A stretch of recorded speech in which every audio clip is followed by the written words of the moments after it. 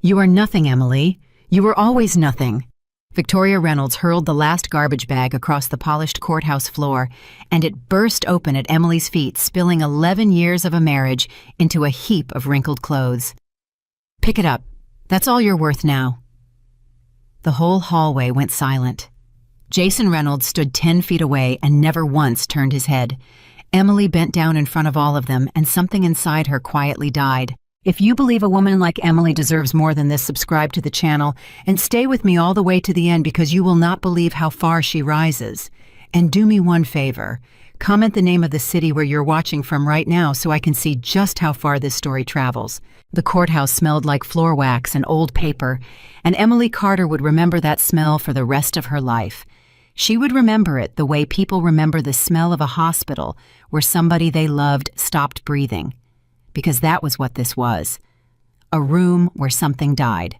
She was 34 years old. She had given 11 years to the Reynolds family, and now she was on her knees in a public hallway, stuffing her own sweaters back into a torn plastic bag, while her mother-in-law watched with her arms folded and her chin lifted like a queen surveying a peasant. "Don't cry," Victoria said. "For heaven's sake, don't you dare cry. You've embarrassed this family enough." Emily didn't cry. That was the strange part. She had cried so much in the last 3 months that it felt like there was nothing left inside her to squeeze out. She just kept picking things up.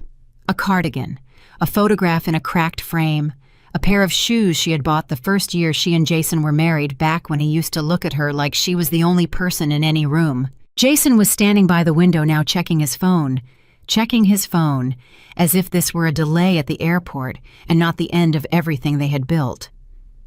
"Jason," Emily's voice came out smaller than she wanted. "Jason, can you just look at me? One time, please." He didn't look up. 11 years, she said. 11 years and you can't even look at me." Victoria stepped between them like a wall. "He has nothing to say to you. What could he possibly have to say? You signed the papers. It's done. You got your settlement, such as it is, and now you're going to walk out that door, and you are never going to contact this family again. Do you understand me?" Emily rose to her feet slowly. Her knees ached. Her arms were full of garbage bags. 3 of them. That was what 11 years came down to. 3 garbage bags and a check for an amount so insulting that her own lawyer had winced when he read it aloud. "I loved him," Emily said. She wasn't even talking to Victoria anymore. She was talking to the air, to the ceiling, to whatever was left of the girl she used to be. "I loved this family. I cooked for you. I nursed your husband when he was dying. I sat by his bed for 6 weeks, Victoria. 6 weeks. You went to Aspen." Victoria's mouth tightened. "Careful.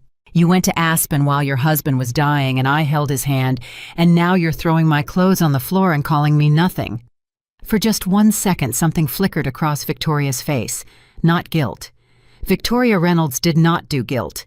It was closer to irritation, the way a person looks when a fly keeps landing on their food. "You held his hand because you were angling for the will," Victoria said coldly. "We all knew it. You thought if you played the devoted daughter-in-law, you'd get a slice. Well, you didn't, did you? He left you nothing. Not 1 cent, because even he could see what you were." That one landed. Emily felt it in her chest like a fist. "That's not true," she whispered. "Isn't it?" Victoria smiled now, and it was the worst thing Emily had ever seen. "Jason, tell her. Tell her what you told me. Tell her the truth for once in your cowardly life." And Jason finally looked up. He looked at Emily, and Emily's whole heart lifted for a single desperate second, because she thought, there he is. There's the man I married. He's going to say something. He's going to stop this. "You should go, Emily," Jason said. His voice was flat. "This is hard for everyone. Just go." That was it. That was the last thing her husband of 11 years ever said to her. "This is hard for everyone. Just go." Emily stood there and waited for more. She actually waited. Some animal part of her brain refused to believe that was all there was going to be. 11 years. Just go. "Okay," she said finally. Her voice didn't shake. She was almost proud of that. "Okay, Jason." She gathered the bags, one in each hand and one clamped under her arm, and it was awkward and heavy and undignified, and Victoria watched her struggle with it and made no move to help, and neither did anyone else, and Emily thought, "This is a memory I will have forever, this exact moment, the three of us standing in this hallway while I carry my life out in trash bags." She walked toward the door. "Oh, and Emily," Victoria called out behind her, sweet as poison. "The country club. Your membership's been canceled. Don't want any awkward run-ins." Emily didn't stop walking. "And the charity board," Victoria went on, warming to it now, a cat with a wounded bird. "I've spoken to a few people. It's probably best if you resign quietly. Nobody wants to sit next to a woman who married for money and got caught." Emily's hand hit the door. "You'll land on your feet," Victoria said, and she almost sounded kind. "Women like you always do. There's always some man." Emily pushed the door open and walked out into the rain. It was coming down hard, the kind of gray, relentless rain that doesn't dramatize anything, just soaks you to the bone and ruins your shoes. She stood on the courthouse steps holding 3 garbage bags, and she had no umbrella and no car because the car had been in Jason's name. Everything had been in Jason's name, and she started walking because she did not know what else to do. She had $37. She counted it at the bus stop, standing under the little plastic shelter that did almost nothing to keep the rain off. $37.11. That was the liquid sum of her existence. The settlement check would take weeks to clear, and even then it wasn't enough to do anything with not in this city, not after the lawyers took their cut. She set the bags down on the wet bench. Her phone buzzed. For one insane, hopeful second, she thought Jason. But it was the bank, an automated alert. A subscription payment had bounced. Her card had been declined. Emily sat down next to the garbage bags, and she stopped holding it together. She didn't wail. She didn't scream. It happened silently, the way a building collapses from the inside before it ever falls. Her shoulders folded forward. Her breath came in short, broken pieces. Rain and something else ran down her face, and she let it because there was no one to see and nothing left to protect. 11 years. She thought about the first apartment, the one with the broken radiator when Jason was still just a junior associate, and they used to eat cereal for dinner and laugh about it. She thought about the miscarriage, the one nobody in the family ever mentioned again, the one Jason blamed her for in 100 small, silent ways. She thought about how slowly it had happened, the erasing, how she hadn't even noticed at first. A comment here, a dismissal there. Victoria rearranging her kitchen. Jason siding with his mother always, every single time, until Emily wasn't a person in that family anymore. She was a function. And then she wasn't even that. "How does a person disappear?" she said out loud to the rain, while they're still standing right there. A car pulled up across the street. A black car, long and quiet and expensive. The kind of car that did not belong on this street in this rain. It did not move on. It just sat there, engine humming, wipers going, and behind the tinted glass of the back seat, a silver-haired man watched the woman crying at the bus stop and did not look away. Emily didn't notice the car. She had her face in her hands. Inside the car, the silver-haired man watched, and his jaw was clenched so tight it hurt, and his hand was gripping the door handle, like he was about to open it, like he was about to cross that street and gather her up and take her away from all of it. "Sir," the driver said quietly, watching him in the mirror. "Do you want me to?" "No." The word came out rough. "No, not yet." "Sir, she's—" "I know what she is." The man's voice broke on it just slightly, and he pressed his knuckles to his mouth and breathed through his nose. "I know exactly what she is. She's my daughter, and she's freezing in the rain 30 feet away from me." The driver said nothing. "You think I don't want to go to her?" the man said. "You think there's a single cell in my body that doesn't want to walk over there right now?" "Then why don't you, Arthur?" "Arthur." Carter closed his eyes. "Because if I save her today," he said, "she'll spend the rest of her life waiting to be saved. She'll wonder every hard morning whether she can do it without me, and I won't be here forever." He opened his eyes and looked at his daughter through the rain-streaked glass. She has to become something first. She has to find the bottom and stand on it and realize the bottom didn't kill her. Then and only then will she be ready for what I'm about to give her. And if she doesn't find the bottom, if this breaks her— Arthur watched Emily lift her head, watched her wipe her face with the back of her hand, watched her sit up a little straighter on that wet bench and take a long, shaking breath. "She won't break," he said. "She's a Carter. She just doesn't know it yet." Emily across the street checked the bus schedule bolted to the pole. The next bus wasn't for 40 minutes. 40 minutes in the rain with 3 garbage bags. She almost laughed. Almost. Instead, she pulled her thin jacket tighter, and she thought about where she was even going to sleep tonight, because the apartment keys had been surrendered to Jason's lawyer that morning, and she had a friend. One friend, a woman named Dana, who worked at the hospital, and Emily had been too proud to call her yet. She called her now. "Dana," she said when the voicemail beeped, and her voice came out thin and false and brave. "Hey, it's Em. So, today was the day. It's official. I'm officially a divorced woman." She tried to laugh, and it came out wrong. "Listen, this is going to sound crazy, but is there any chance I could crash on your couch for a few nights, just until I figure something out? I'll explain everything. I don't have anywhere to—" Her voice cracked. She stopped, breathed. "Call me back, please. I really need a friend right now." She hung up. She sat in the rain. And a strange thing happened. Somewhere in the hollowed-out center of all that grief, a very small ember of something else began to glow. It was not hope. It was too early for hope. It was anger. Not the loud kind. The quiet kind. The kind that doesn't burn, it just sits there in the dark and waits and gets hotter. Emily looked back at the courthouse through the rain, at that gray stone building where they had thrown her clothes on the floor and called her nothing, and something in her that had been lying down for 11 years slowly, painfully began to sit up. "Nothing," she said quietly, tasting the word. "She called me nothing." The bus came in 40 minutes.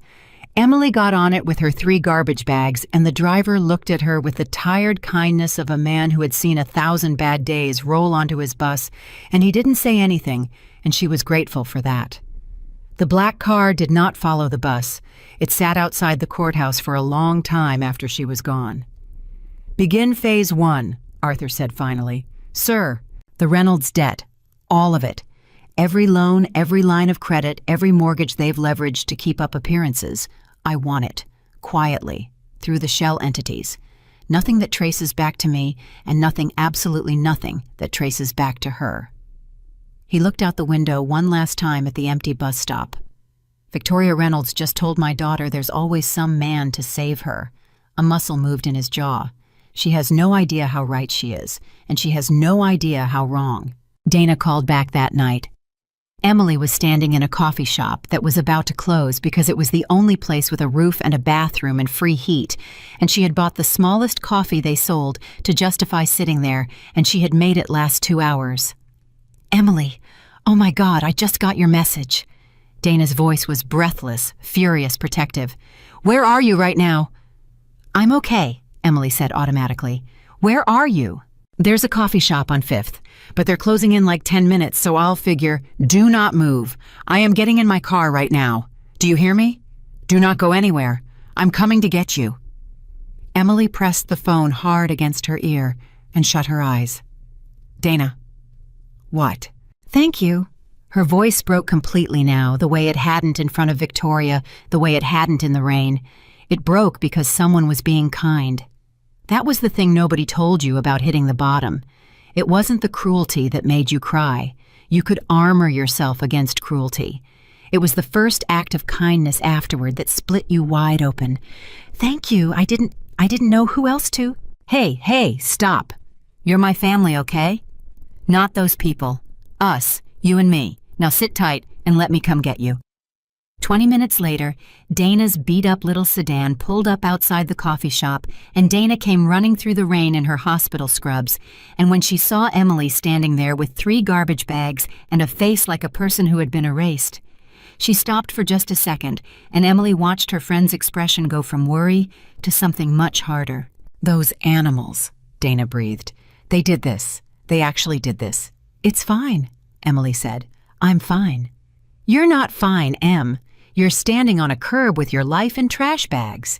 Dana grabbed 2 of the bags, and Emily grabbed the 3rd, and they ran to the car. And once they were both inside with the doors shut and the rain drumming on the roof, neither of them moved for a moment. "Tell me what happened," Dana said. "All of it." And Emily did.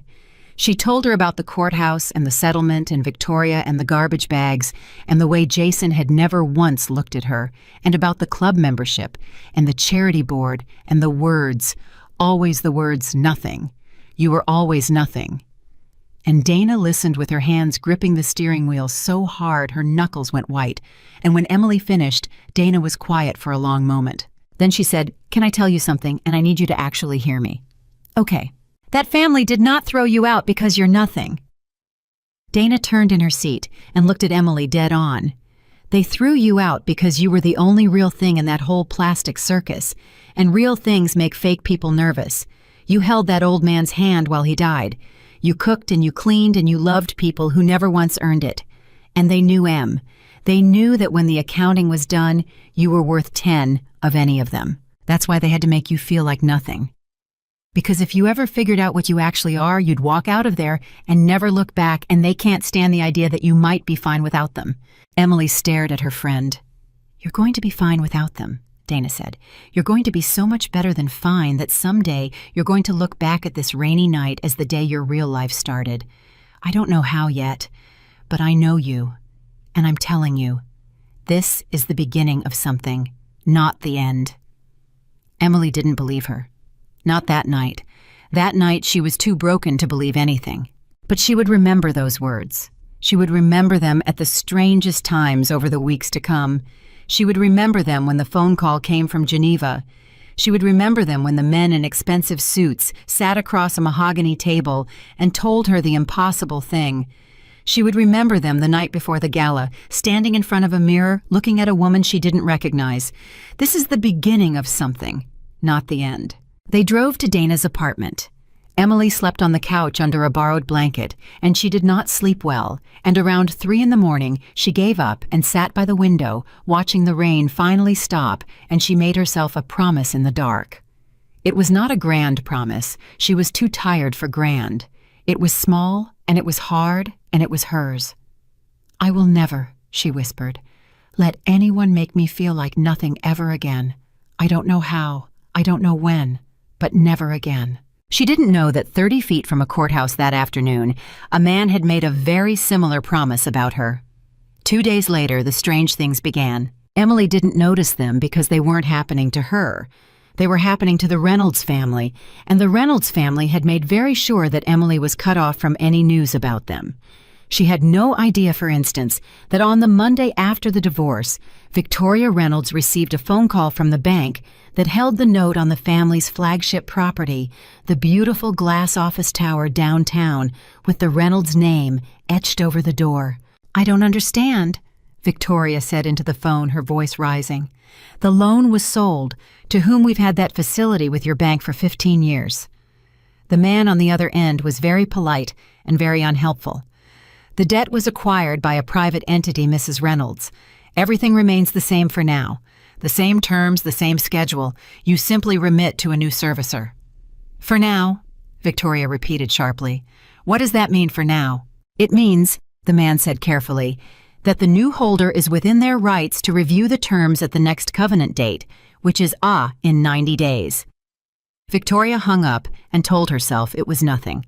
Rich people's debt got traded all the time. It meant nothing. She did not mention it to Jason. Jason was busy. Jason was in fact already having dinner with a woman named Sophia, a woman with the right last name and the right connections, a woman Victoria had personally selected before the ink on Emily's divorce papers was even dry. "To new beginnings," Jason said, raising his glass across the candlelit table. "To new beginnings," Sophia agreed, and she smiled, and she had no idea that the family fortune she was marrying into was already sitting quietly in the palm of a dead woman's father's hand. Because that was the part nobody knew yet. Arthur Carter had built his entire life around not being seen. It was how you protected $4.3 billion in a world full of people who would smile at you and rob you blind. He owned nothing in his own name. He was a mechanic, as far as most people knew, a nice, quiet older man who ran a garage on the edge of the city and drove an old pickup truck.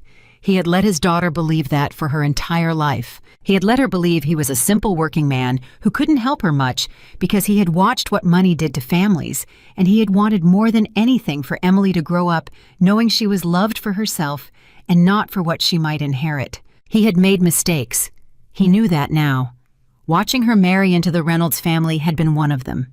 He had stood in the back of the church at her wedding in a suit that didn't fit him because he never wore suits, and he had looked at Jason Reynolds and known in his gut the way he knew things about engines and about men that this boy was hollow, that this family was rotten under the polish. He had said nothing.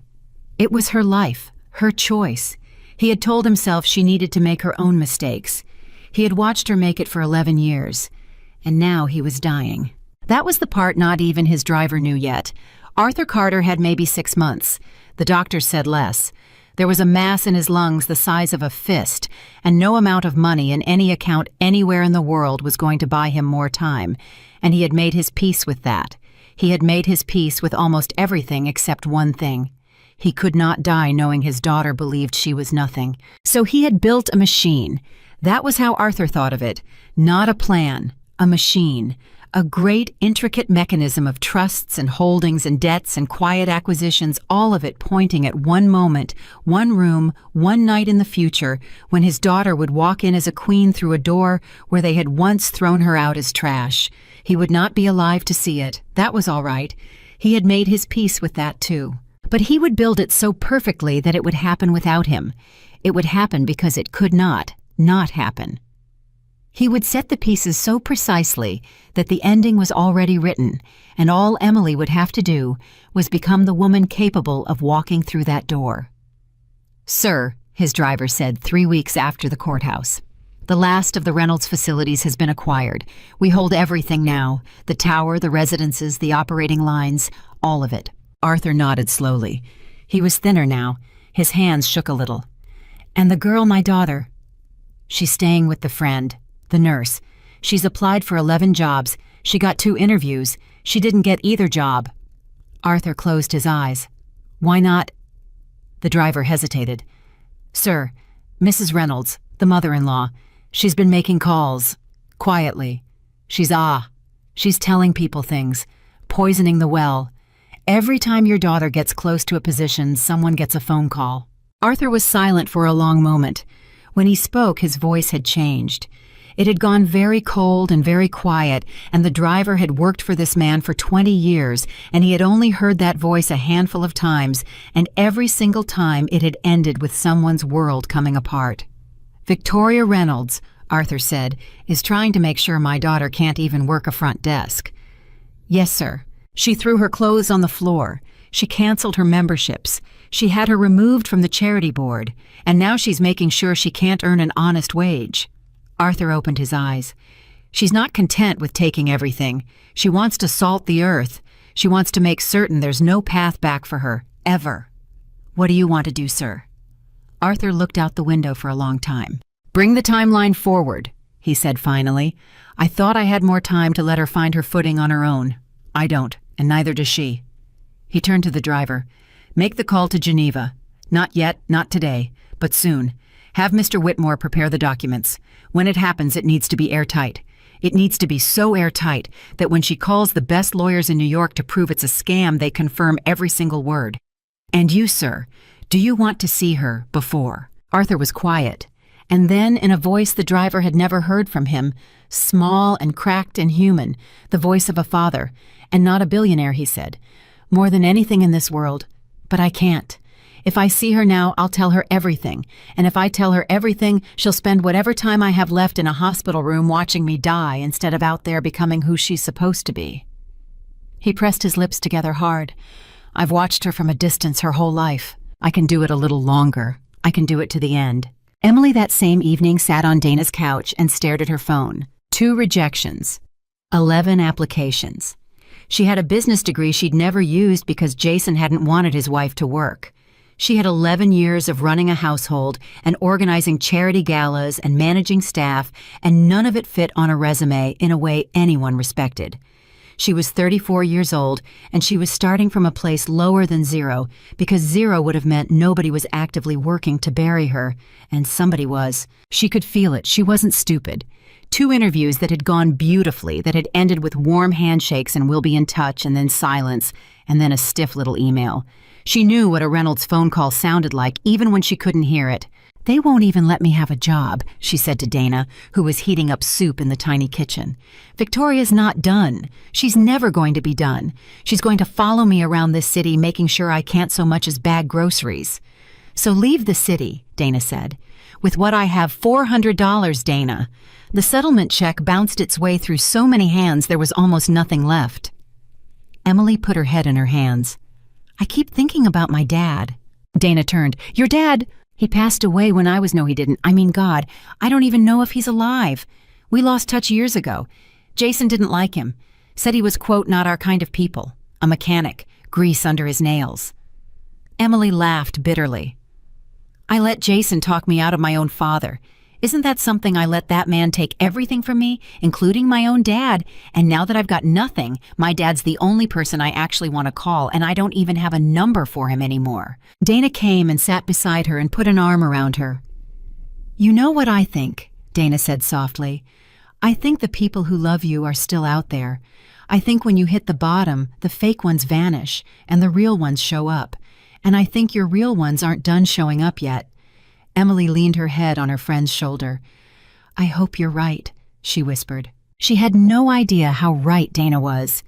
She had no idea that at that very moment, 30 minutes across town, a dying man was signing a document that would end one life and begin another. She had no idea that her father was not dead, was not lost, had never once stopped watching over her, and was about to give her something so much bigger than a phone call. She had no idea that in a matter of days, her phone was going to ring with a number that started with a country code she didn't recognize, and a calm European voice was going to tell her a thing so impossible that she would think it was a cruel joke. She had no idea that the woman who called her nothing had just started a war with a man who owned the very ground she walked on. Emily fell asleep on the couch that night with tears drying on her face and $400 to her name, believing with her whole heart that she was at the very bottom of her life. She was right about that. What she didn't understand yet was that the bottom was not where you died. The bottom was where you finally had something solid to push against. And 30 minutes across town, her father set down his pen, looked at the document that would reshape 3 lives, and said quietly to an empty room, "Get ready, sweetheart. It's almost time to stand up." The phone rang on a Tuesday. Emily almost didn't answer it. The number on the screen was long and strange, full of digits that didn't look American, and after 3 weeks of unemployment and rejection, she had learned to be afraid of unknown numbers. They were never good news. They were bill collectors, or wrong numbers, or worse, someone from the Reynolds circle calling to twist the knife one more time. She let it ring twice, 3 times. Then, standing in Dana's tiny kitchen with a cup of coffee going cold in her hand, she answered it because some part of her was too tired to keep hiding. "Hello?" "Good afternoon," said a voice. It was a man's voice, calm and precise, with an accent she couldn't quite place. European, maybe Swiss. "Am I speaking with Emily Carter?" "Formerly Emily Reynolds." Emily's stomach tightened. "Who is this?" "My name is Henry Whitmore. I am calling from Geneva on behalf of the estate of Mr. Arthur Carter." A pause. "I am afraid I am the bearer of very difficult news, Miss Carter. It concerns your father."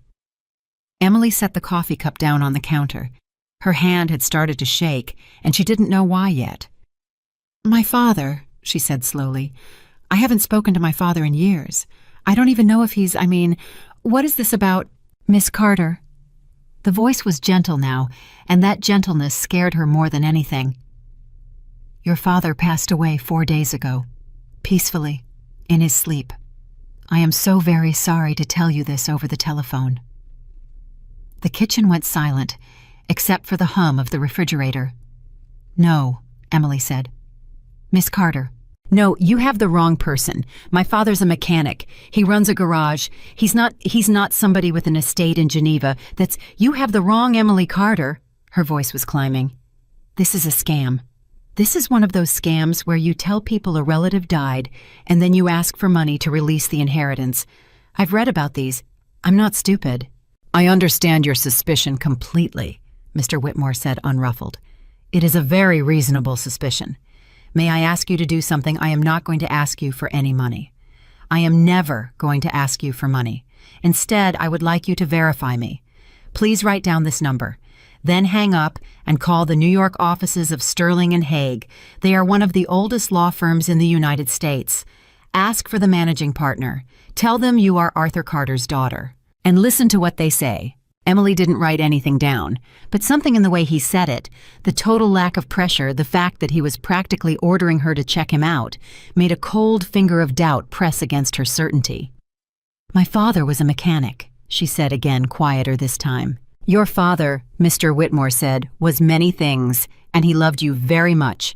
That is the one thing I am permitted to tell you before you verify everything else for yourself. He loved you very much, and he thought about you every single day. A pause. Please make the call, Miss Carter, and then call me back at this number. I will be waiting. He hung up. Emily stood in the kitchen holding the dead phone against her ear for a long moment. Dana came in from the bedroom, took one look at her friend's face, and stopped in the doorway. Em, what happened? You're white as a sheet. I think, Emily said slowly, I just got a scam call telling me my father died and left me an estate in Switzerland. Dana's face hardened. Those people are vultures. Block the number. Yeah, Emily looked at the phone. Yeah, I should. But she didn't. Instead, she found herself doing something she couldn't fully explain. She looked up Sterling and Hague on her phone, and there it was. A real firm. A very real firm. In fact, one of the most prestigious law firms in New York. A firm whose name she vaguely recognized from the business pages Jason used to read at breakfast. Their offices were on Park Avenue. Their client list was confidential, but their reputation was not. What are you doing? Dana asked. I'm going to call them, Emily said, just to prove it's fake. I need to hear a receptionist say they've never heard of me, and then I can block the number and forget this whole thing. She dialed the main line. A polished voice answered. Sterling and Hague, how may I direct your call? Hi, Emily said, feeling foolish. This is going to sound strange. My name is Emily Carter. I got a call from a man in Geneva claiming to represent the estate of my father, Arthur Carter, and I wanted to confirm whether your firm has any connection to— One moment, please, Miss Carter. The line went quiet. Not the quiet of being on hold, the quiet of someone covering the receiver. Emily waited. 10 seconds, 20, and then a different voice came on the line, older, deeper. Careful. Miss Carter, this is Robert Hague. I'm the managing partner here. Thank you for calling. We've been hoping to hear from you. Emily's knees went weak. She grabbed the edge of the counter. You, she managed. You know who I am. We know exactly who you are, Mr. Hague said, and I want to say before anything else that I am deeply sorry for your loss. Your father was our client for over 30 years. He was a remarkable man. A pause. I understand Mr. Whitmore in Geneva has already been in contact. Everything he told you is true, Miss Carter. Every word. This is not a scam. I know it must sound impossible. I have the documents in front of me right now. He was a mechanic, Emily whispered. It was the only sentence she seemed able to say. He fixed cars. He had grease on his hands. He drove a truck. Yes, Mr. Hague said gently. He did all of those things. He also happened to be one of the wealthiest men in North America. He simply chose not to be known for it. Another pause. Miss Carter, I don't want to overwhelm you over the phone, but you need to understand the scope of what we're discussing because it's going to affect a great many decisions very quickly. Your father's estate is valued at approximately $4.3 billion, and he left all of it without exception to you. Emily sat down on the kitchen floor. She didn't decide to. Her legs simply stopped holding her, and she slid down the cabinet until she was sitting on the linoleum with her back against the drawers, and Dana rushed over and crouched beside her, mouthing, What happened? And Emily couldn't answer because the voice on the phone was still talking. I know this is a great deal to take in, Mr. Hague was saying. I want you to take all the time you need. But I also want to be very clear about something, because your father was very specific in his instructions to us. He asked me to tell you, and I'm reading his exact words here, he asked me to tell you this. Tell my daughter I never left her. Tell her I was always close, and tell her that everything I built for the day she would need it.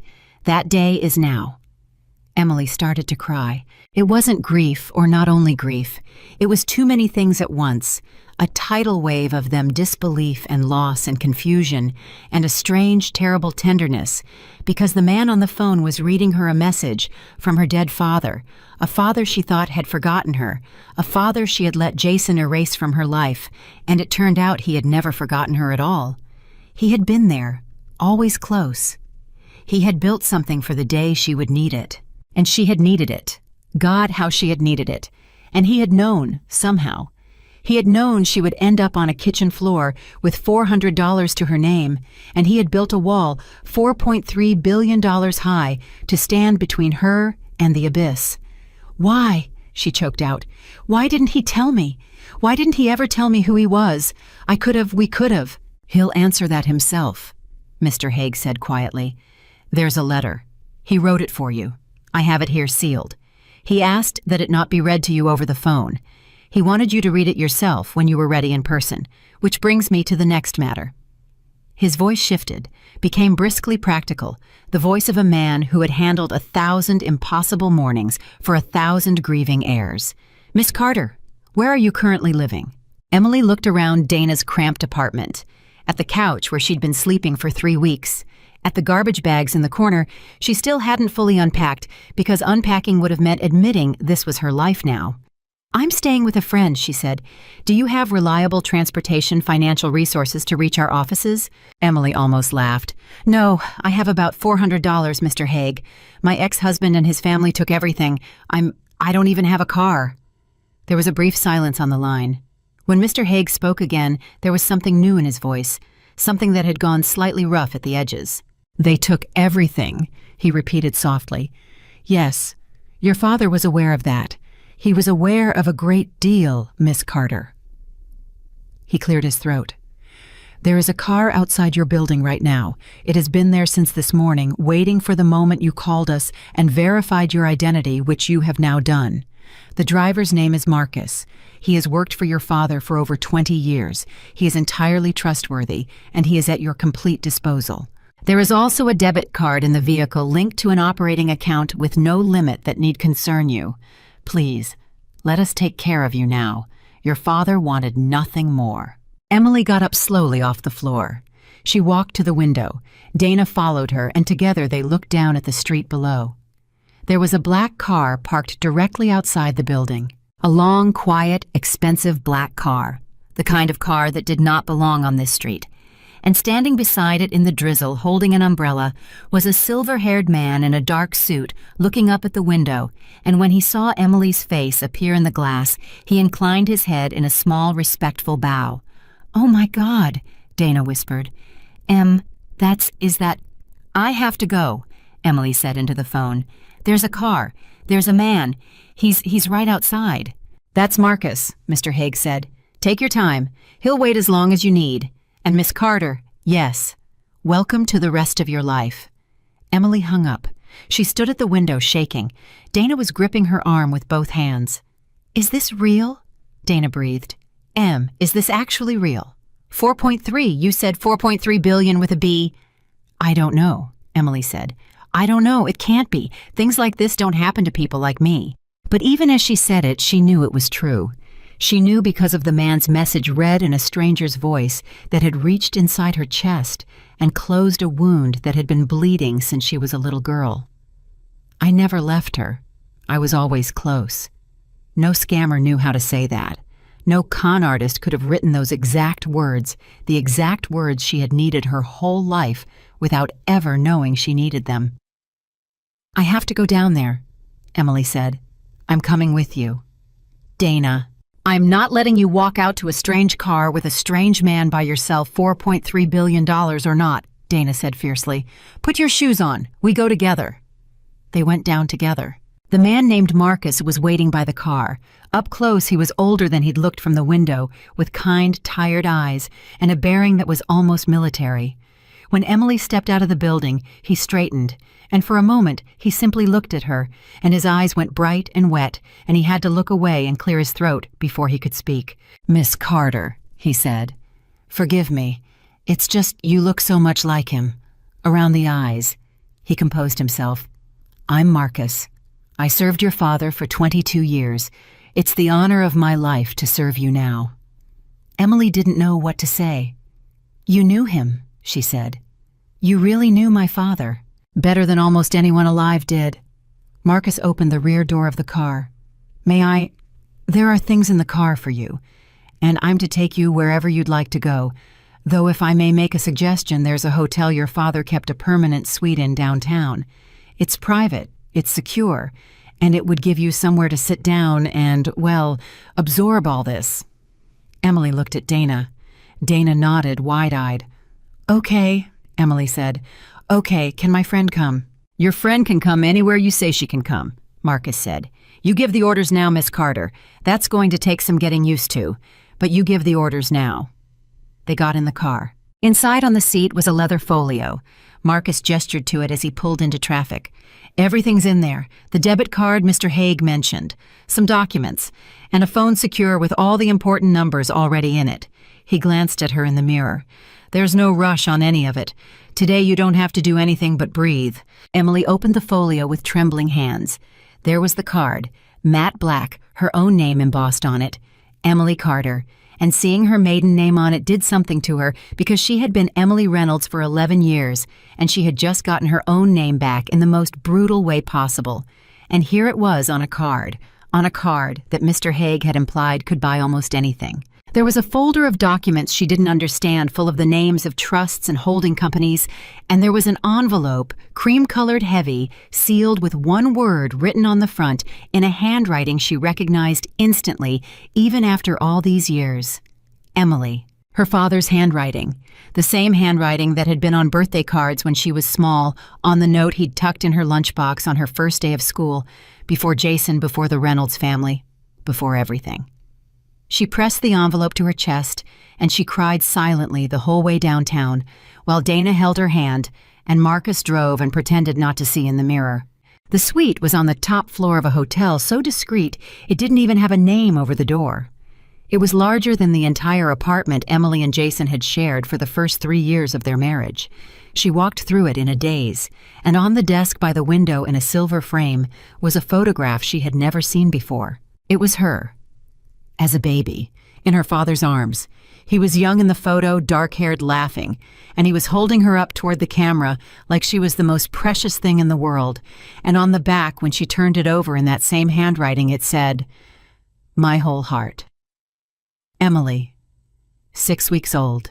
He had kept it all these years, on his desk, wherever his desk had been, in whatever secret life he'd been living.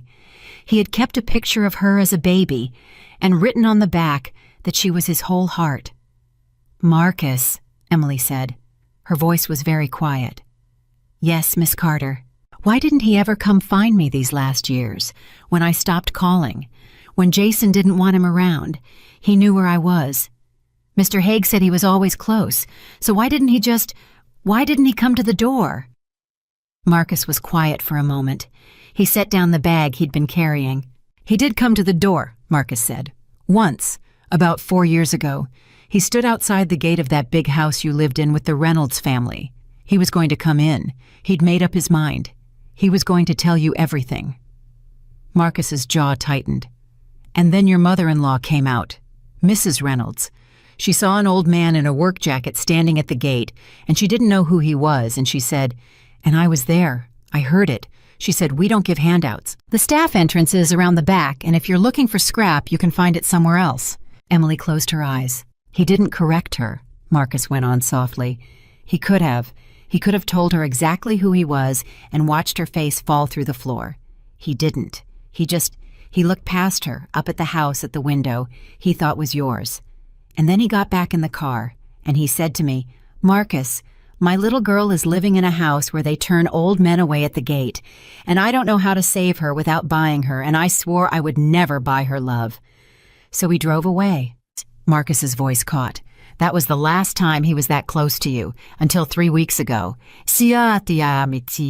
Yay. Emily's eyes flew open. 3 weeks ago. Marcus hesitated. He'd said more than he meant to. The courthouse, Emily said slowly. There was a car at the bus stop. I was crying, but there was a black car across the street. I thought I imagined it. She stared at Marcus. That was him. That was my father. He was there. He watched them throw my clothes on the floor, and he watched me sit at that bus stop in the rain, and he was 30 feet away. Marcus couldn't meet her eyes. Yes, Miss Carter. And he didn't come to me. Her voice broke. I was falling apart, Marcus. I had $37. I was crying in the rain, and my own father was sitting 30 feet away in a warm car, and he didn't come to me. It nearly killed him, Marcus said, and now his own voice was thick. You have to understand. He had the door handle in his hand. I was ready to drive you both away, and he said no. He said if I save her today, she'll spend the rest of her life waiting to be saved. He said she has to find the bottom and stand on it and know it didn't kill her, and only then will she be ready. It was the hardest thing I ever watched a man do, Miss Carter, sitting there while his daughter cried in the rain. He didn't sleep for days after, but he believed right down to his bones that if he pulled you out too early, you'd break, and if he let you find your own feet, you'd be unstoppable. Emily sat down on the edge of the bed, holding the photograph of herself as a baby, and she didn't know whether to be furious or grateful, and the truth was she was both at the same time, so completely both that it felt like being torn in half. He was already sick, Marcus said gently. That's the part that breaks my heart. He knew he was dying, Miss Carter. He'd known for months. That's why the timeline moved so fast. He didn't have the years he'd planned on to do this slowly. He had to compress a lifetime of protecting you into a few short weeks. And the last thing he did, the very last thing, was sit in a car and watch over you one final time and trust that you were strong enough to survive one more night alone. Marcus swallowed. He was right, wasn't he? You survived it. You're here. I'm here, Emily whispered. She looked at the sealed envelope on the desk. Emily, in his handwriting. I want to read it, she said. The letter, but not yet. I can't yet. I need a minute before I can hear his voice again. Take all the time in the world, Marcus said. It's not going anywhere. Neither am I. Dana had been standing quietly by the window this whole time, and now she came and sat beside Emily on the bed and put an arm around her, and the two of them sat there in the enormous quiet suite, and Emily held the photograph, and for a long time, nobody said anything. Then Dana, being Dana, said the thing that needed saying. I have to ask, and I know it's not the moment, but it's going to become the moment really fast, so I'm just going to say it. She took a breath. The Reynolds family, Victoria, Jason, what happens to them now? Because you're not the woman they threw out anymore. You're God. You're one of the richest people in the country. And Mr. Haig on the phone, he said your dad built something for the day you'd need it. He didn't just leave you money. What did he build? Emily looked up, and it was Marcus who answered because Marcus knew. That, Marcus said carefully, is a longer conversation, and one I think Mr. Haig and Mr. Whitmore should have with you properly with the documents in front of you. But I can tell you the shape of it, Miss Carter, because you've earned the right to know. He sat down in the chair across from them. Your father spent the last months of his life doing one thing above all others. He acquired the Reynolds family's debt, all of it, every loan, every mortgage on every property, the operating credit for their business, the financing behind that glass tower with their name on the front. He bought it all quietly through companies that don't trace back to him or to you.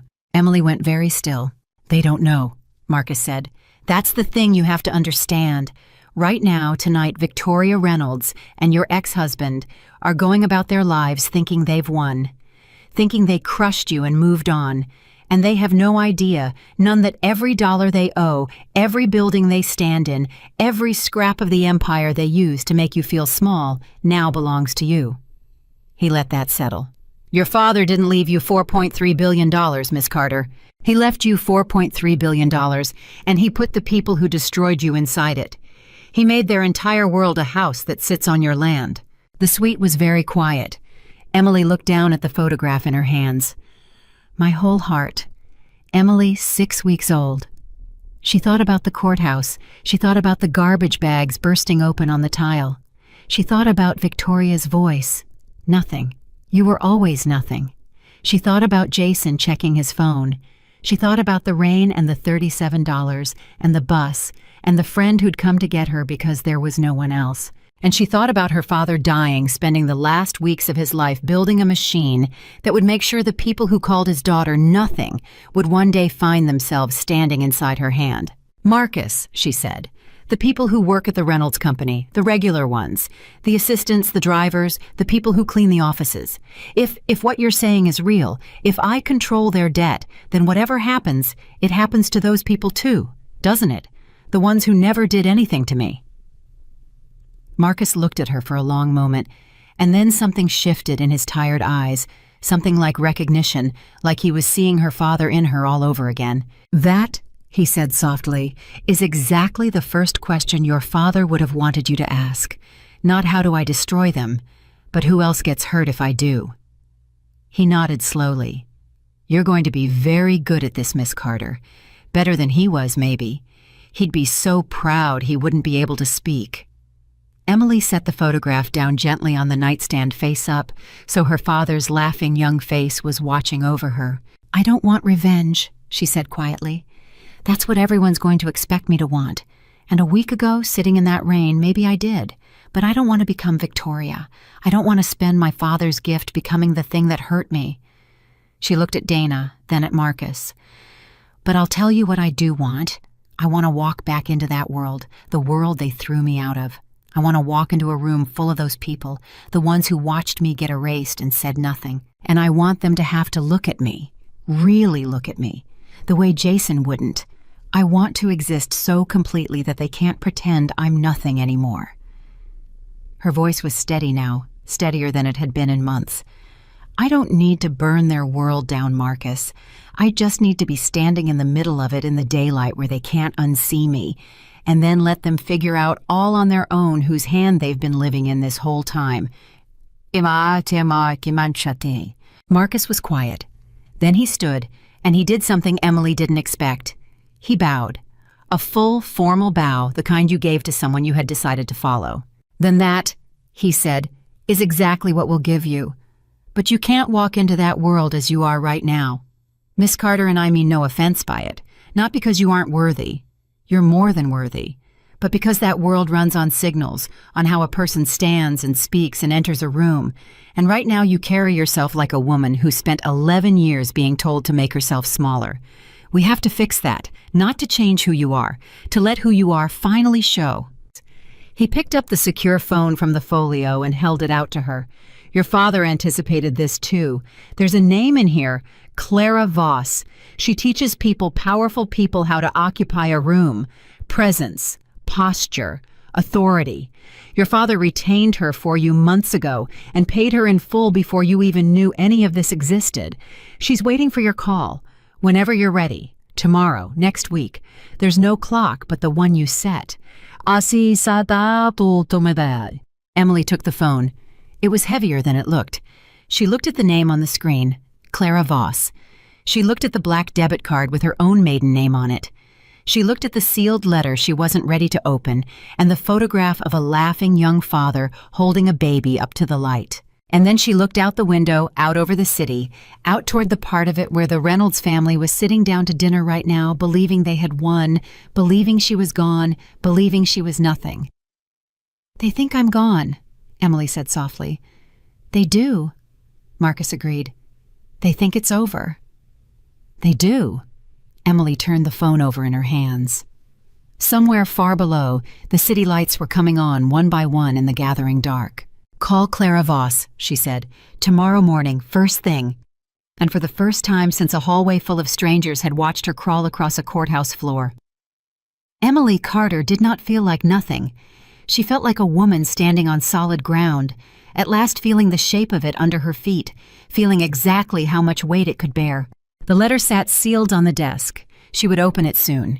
She would hear her father's voice one more time in his own words and learn the answers to the questions that still burned in her. But not tonight. Tonight she sat with her friend and her father's man, and a photograph of herself as a child in a suite at the top of the city, and she let herself feel for the first time in a very long time the strange, terrifying vertigo of being about to become someone. Downtown across the city, Victoria Reynolds poured herself a glass of wine and complained to her son about a phone call from the bank, some nonsense about a covenant review. In 90 days, nothing to worry about. Surely these things always sorted themselves out. Jason wasn't really listening. Jason was texting Sophia. Neither of them felt the ground shift under their feet. Neither of them knew that the woman they had thrown away was sitting at the top of the city with the deed to their whole world in a leather folio, deciding with a mercy neither of them had ever shown her exactly how gently to let them discover it. She read the letter the next morning. She woke before dawn in the enormous quiet suite, and she lay there for a while listening to the city come awake far below, and then she got up and walked to the desk and picked up the cream-colored envelope with her name on it, and she sat down in the chair by the window, and she broke the seal. Her father's handwriting filled 3 pages.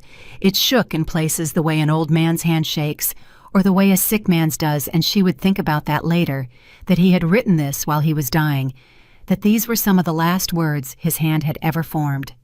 "My dear Emily," it began, "if you are reading this, then I am gone and Whitmore has done his job and you have finally learned the thing I kept from you your entire life. I imagine you are angry. You have every right to be. I want to try to explain even though I know no explanation will be enough. I did not tell you who I was because I watched money destroy my own family when I was young. I watched my brothers turn into strangers over an inheritance. I watched people I loved become people I did not recognize, all because of numbers in a bank. And when you were born, when I held you in that hospital 6 weeks early, and so small I was afraid to breathe on you, I made a promise. I promised that you would grow up knowing you were loved for yourself, not for what you might inherit, not for what I could give you, just for you. So I became a mechanic. It was not even a lie, really. I loved engines before I ever loved money. I gave you a normal childhood on purpose, the greatest gift I knew how to give. I made mistakes. God, I made so many. The biggest one was letting you drift away when that family took hold of you. I told myself you were an adult, that you had chosen your life, that I had no right to interfere. That was cowardice dressed up as respect. I should have fought for you. I did not. I will carry that failure with me wherever I am going now." Emily's tears were falling on the page. She wiped them away carefully so they wouldn't smear the ink. "I came to your gate once the letter went on. Marcus may have told you. A woman turned me away like a beggar, and I let her because I was a coward, and because I did not know how to walk back into your life without my money walking in with me. I have hated myself for that day every day since. So I want you to understand what I have done and why. I did not want to simply hand you a fortune. Money handed to a person who has not suffered is a curse. But money placed in the hands of a person who has survived, who has stood at the very bottom and refused to stay there, that is not a curse. That is a weapon and a shield and a key. I knew you would hit bottom. I am sorry to say I knew it before you did. And I made the hardest decision of my life, which was to let you fall so that you could learn you would not shatter.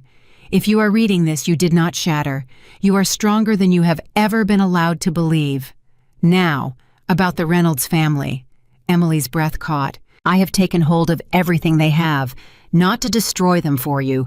Revenge is a small, poor thing, and you are neither small nor poor in any sense of those words. I did it so that the power would rest with you and not with them, so that never again would a Victoria Reynolds be able to throw your clothes on a floor and call you nothing. I have arranged the pieces, but I have deliberately not pulled a single trigger. What happens next is not for me to decide. It is for you. That is the last and greatest gift I can give you, Emily. Not the money, the choice. You get to decide who you become now. I could not decide it for you if I tried, and I would not if I could. There is a place set aside for you. Table 4. You will understand when the time comes. Trust the people I have left in your path. Clara, Marcus, Whitmore, Haig. They loved me, and they will come to love you because you are so much better than I ever was. Be powerful, my whole heart. But more than that, be kind. The world has enough powerful people who are cruel. It has so few who are both strong and good. Be the second kind. Be the kind I always knew you were. I never left you. I was always close. And I am close now, closer than you think, watching, so proud of you.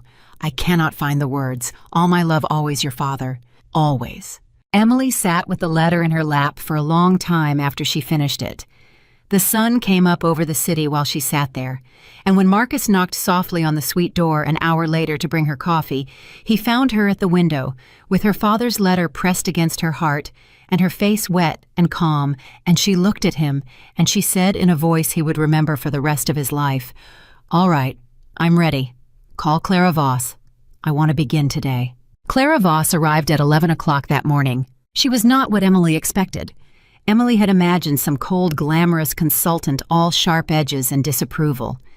Clara Voss was in her 60s, small, with iron gray hair cut close to her head, and warm, dark eyes that missed nothing. She walked into the suite, set down her bag, looked at Emily for a long, slow moment, walking a slow circle around her, and then she said the first thing that told Emily this was going to be different than she'd feared. "Your father was a good man," Clara said. "I liked him very much. He didn't lie to me the way rich men usually lie. He told me straight months ago. He said, 'Clara, my daughter is going to inherit everything I have, and the world is going to try to eat her alive, and I need you to teach her how not to be eaten.' I said, 'Is she a fighter?' And he said she doesn't know it yet, but she's the toughest person I've ever met. She survived 11 years in a family that tried to erase her, and she's still standing." Clara tilted her head. "Was he right?" Emily met her eyes. "I'm still standing." "Good answer," Clara nodded slowly. "Now, stand up for me. Walk to that window and back." Emily did. Clara watched, and then she shook her head, not unkindly. "There it is.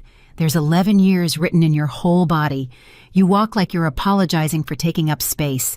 You lead with your shoulders curved in, like you're protecting your chest, like you're expecting a blow. Your eyes drop when you turn around. You make yourself into a smaller target." She said it gently, but she said it plainly. "That's not a criticism, Emily. That's a survival adaptation. You learned to be small because being big got you hurt, but you're not in that house anymore, and the world you're about to walk into reads bodies before it reads words. A woman who walks in curved and apologetic gets treated one way. A woman who walks in like she owns the floor gets treated another. Same woman, same soul, different signal. And the beautiful thing is it's just a signal. We can change it.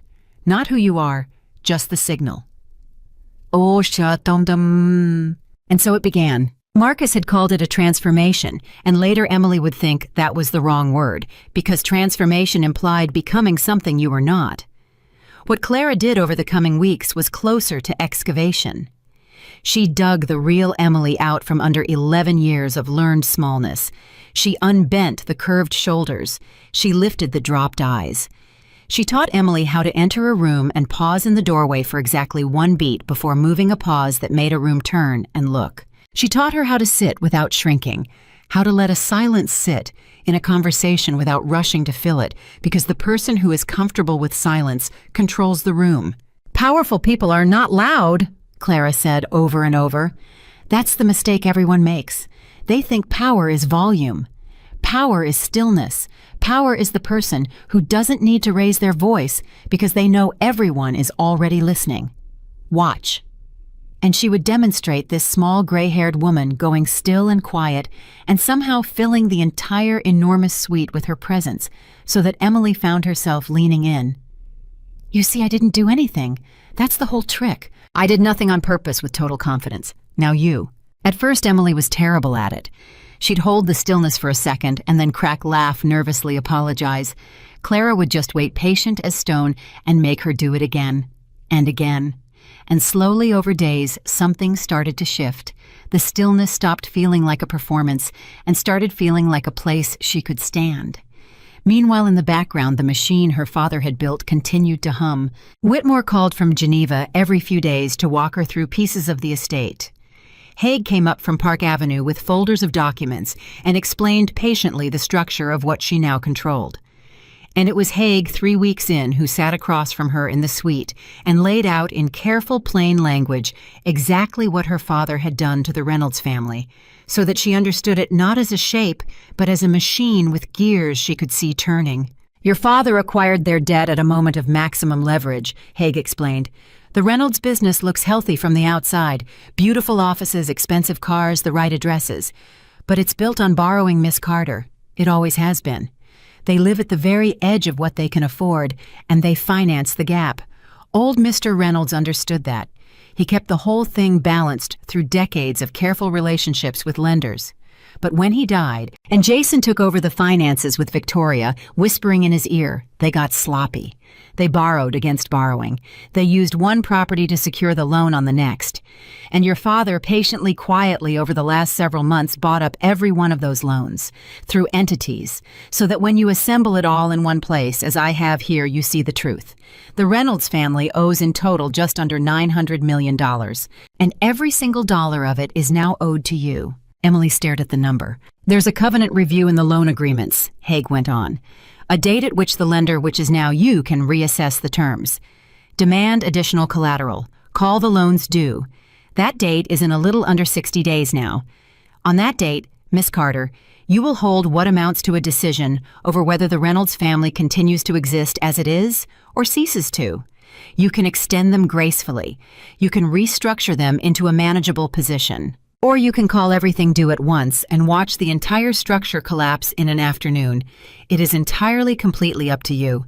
"Do they know?" Emily asked quietly. "Do they know who holds their debt?" "They know it changed hands. They've been told a private entity acquired it. They have no idea that entity traces to you. And they have no idea about the covenant date's significance, because sophisticated people miss things when they're arrogant, and the Reynolds family is very arrogant." Haig permitted himself a small, dry smile. "Victoria Reynolds has been making phone calls trying to find out who bought the debt. She's getting nowhere. Your father built the walls well. She's frightened, Miss Carter. She just doesn't know what of yet." That night, Emily couldn't sleep. She sat by the window with her father's letter, reading it again, the part about revenge being a small and poor thing, the part about choosing who she became. And she thought about Victoria Reynolds making frantic phone calls into the dark, frightened of a shadow, not knowing the shadow was the woman she'd thrown out with the trash. And Emily was surprised to find that it didn't make her feel triumphant. It made her feel something closer to sad, because she remembered being that frightened. She remembered making calls into the dark. And she would not have wished it on her worst enemy. But she also would not lift it from her worst enemy. Not yet. Some things she was learning you had to let people sit inside for a while. The weeks moved fast after that. Clara worked with her every day. And it wasn't only posture and stillness now, it was substance. Because Emily had realized something sitting in those meetings with Haig and Whitmore nodding along, while men in suits explained her own fortune to her. She had realized she didn't understand any of it. Not really, and she was not going to be a woman who signed documents she didn't understand and trusted advisors to tell her what she owned. She had done that once. She had let Jason and his family control every dollar, every decision, every piece of paper, and it had left her crawling across a courthouse floor. Never again. "I need to actually understand this," she told Haig. "All of it. Not the summary. The real thing. I want to learn how it works. The trusts, the holdings, the debt, how leverage works, how these deals are structured. I don't want to be a figurehead sitting on top of a machine other people run. I want to know how the machine runs." Haig looked at her for a long moment, and then he smiled, a real smile this time. "Your father," he said, "would have paid a great deal of money to hear you say that. Most heirs want the checkbook. Very few want the education. All right, Miss Carter. We'll teach you everything. It'll be a great deal of work." "I've got nothing but time," Emily said, "and a great deal to prove, mostly to myself." So she studied. She read until her eyes burned. She sat with Haig's team and asked questions until she understood, and when she didn't understand, she asked again, and she stopped being embarrassed about not knowing things because Clara had taught her that too. Powerful people ask stupid questions all the time, Clara had said. That's how they got powerful. The people who pretend to understand things they don't, those are the ones who end up crawling across floors. Emily had flinched at that, and Clara had said gently, I chose that example on purpose, so it would stick. And a public face began to take shape exactly as her father had planned. The Carter Foundation. It had existed quietly for years, a philanthropic entity her father had funded and let run without his name attached, and now it became Emily's. She spent a full day reading about what it did, and what it did stopped her cold. The Carter Foundation helped women. Specifically, it helped women who had been erased. Women coming out of controlling marriages with nothing. Women who had given decades to a household and been discarded without a cent. Women who had been told in 1,000 ways that they were nothing. The foundation gave them housing, legal help, job training, a path back to standing on their own feet. Her father had built it years ago, before any of this, before Emily's divorce, before he knew for certain how her own story would end. He had built quietly an entire organization dedicated to catching women exactly like the woman his daughter would one day become. Did he know? Emily asked Marcus, her voice unsteady. When he started this foundation years ago helping these women, did he know I would end up like them? Marcus was quiet for a moment. I don't think he knew, he said finally. I think he feared it. I think he'd watched that family long enough to be afraid of where you were headed, and he couldn't save you directly without breaking his promise about the money. So he did the only thing he could. He built a net, not just for you, for everyone like you. I think in his mind, if he couldn't reach into your life and catch you, he could at least build a world with more catching in it. And then, when you finally fell, you'd land in a net he'd been weaving your whole life without you ever knowing. Emily went to visit the foundation's programs. She didn't announce herself as the heir. She went quietly as an observer, and she sat in on a job training session for a group of women who had recently left bad situations, and she listened to their stories, and she recognized every single one of them. Not the details, the shape, the way they curved their shoulders in, the way their eyes dropped, the way they apologized for taking up space. She saw herself in every one of them, the woman she'd been 3 months ago, and she understood finally and completely what her father had built and why. You okay? Dana asked her that evening. Dana had quit her hospital job to work with Emily now at Emily's insistence, because Emily was not going to build a new life and leave behind the one friend who'd shown up in the rain. You've been quiet since you got back. I sat in a room today full of women who used to be me, Emily said, and I watched them start to unbend. There was one woman, Dana, she's maybe 55, she was married for 30 years, and her husband left her for someone younger, and she got almost nothing. And she said out loud in the group, she said, I don't even know who I am without him telling me who to be. And the whole room went quiet, because every single one of us had thought that exact thing. Emily's eyes filled. And then the woman running the session said something my father must have taught them to say because it sounded just like him. She said you were always someone. He just built a wall between you and yourself, and now the wall is coming down. Emily wiped her eyes. That's what he did for me, Dana. That's exactly what he did. He knocked down the wall. The transformation was working. Not the surface of it, though. That was working, too. Emily now walked into a room, and the room noticed. She had learned to hold a silence, to let her stillness fill a space to enter a doorway and pause for one beat that made heads turn. But under the surface, the deeper thing was working. She was becoming day by day a woman who knew what she owned, understood how it worked, and had decided who she wanted to be with it. And then 6 weeks into her new life, 2 things happened in the same week that changed everything.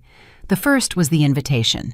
It arrived at Haig's office addressed to the Carter Foundation, requesting the presence of a foundation representative at the annual Reynolds Foundation Gala. Because, of course. Because the Reynolds family ran a charity foundation too, a glossy, self-serving thing that existed mostly to launder their reputation and network with important people. And every year they held a gala, and every year the important charities of the city sent representatives, and this year, the Carter Foundation was on the list. Haig brought the invitation to Emily personally. You don't have to go, he said. There are a dozen people I could send in your place, but I thought you should decide. Emily held the heavy, embossed card in her hands.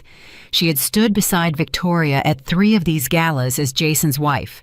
She had helped organize one of them. She knew exactly what room it would be held and exactly which people would be there, exactly how it would smell and sound. She knew that Victoria would be there and Jason would be there and probably Sophia would be there on Jason's arm. And she knew with total clarity what her father had meant in his letter. "There's a place set aside for you," she said aloud. "Table 4. He wrote that in the letter. I didn't understand it." She looked up at Haig. "Did he arrange this? Did he know about the gala?" Haig hesitated. "Your father made a substantial anonymous donation to the Reynolds Foundation 8 months ago. Substantial enough that the donor entity was guaranteed a seat at the head of the room at all future galas. Table 4. It's one of the closest tables to the stage historically reserved for the largest donors." He paused. "He set it up before you knew any of this existed. He bought you a seat at the very center of their most important night, months ago. He knew somehow that this was where it would end, or begin."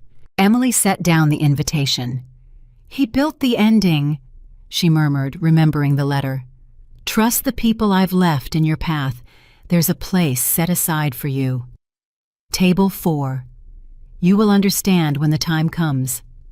"I'll go," she said. "Tell them the Carter Foundation accepts, and tell them its representative will be sitting at table 4.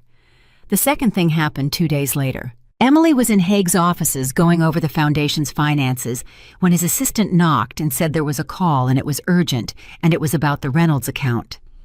Haig took it in his office and came out a few minutes later with a strange expression. "That was our servicing agent," he said, "the one who handles the Reynolds debt. Victoria Reynolds has requested an emergency meeting. She's finally realized how much trouble she's in. The covenant date is coming and she's done the math and she understands now that whoever holds her debt could destroy her. She wants to meet with the debt holder, to beg, essentially, to negotiate." He looked at Emily. "She has no idea who she'd be meeting with. Our agent didn't tell her, obviously, but she's asking. She's frightened, and she's asking to sit down face to face with the person who holds her fate." "Wasa hidi sasamig." Emily was quiet for a long moment. "What did you tell her?" she asked. "Nothing yet. I wanted to ask you. It's your decision, Miss Carter, entirely. You could refuse the meeting and keep her in the dark until the gala. You could send me to meet her and keep yourself hidden. Or," Haig spread his hands, "you could meet her yourself, before the gala, face to face, and let her know privately exactly whose hands she's been living in." Emily thought about it. She thought about it for a long time, sitting in that expensive office, remembering a hallway, remembering garbage bags bursting open on tile, remembering a voice saying nothing. "You were always nothing." And then she shook her head slowly. "No," she said. "Not privately, not in some office where she can process it and prepare a face and figure out how to spin it. My father was right about something. Revenge is small. Sitting across a desk from her and revealing myself watching her scramble, that's revenge. That's small. That's me needing to see her face crumble." She looked at Haig. "But that's not what I want. I don't need to see her crumble in private.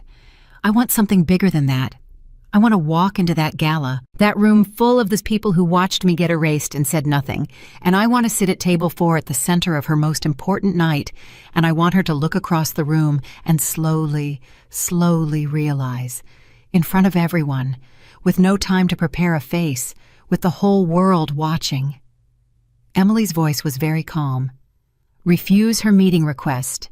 Tell her the debt holder isn't available to meet, but that they'll be attending the Reynolds Foundation Gala and would be happy to speak with her there.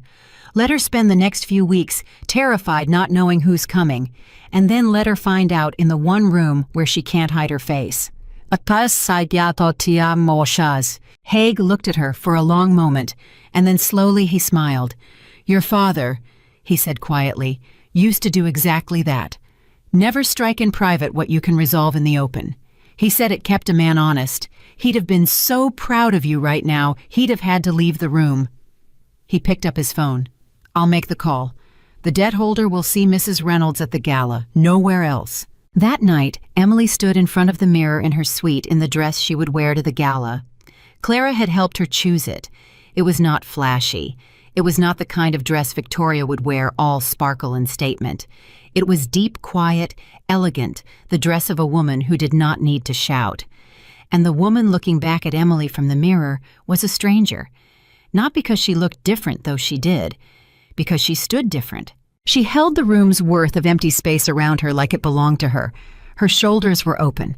Her eyes were level. She looked, Clara had said when she'd seen her in it, like a woman who had never once in her life asked permission to exist. "There she is," Clara had said softly. "There's the woman your father saw. She was always in there. We just took down the wall." Emily looked at herself, and she thought about the letter folded now in the drawer beside her bed. "Be powerful, my whole heart. But more than that, be kind." She thought about Victoria Reynolds right now, somewhere across the city, terrified of a debt holder with no name making frantic calls into the dark, not knowing that the woman she'd called Nothing was about to walk into her most important room and let the truth arrive on its own schedule in front of everyone with nowhere to hide.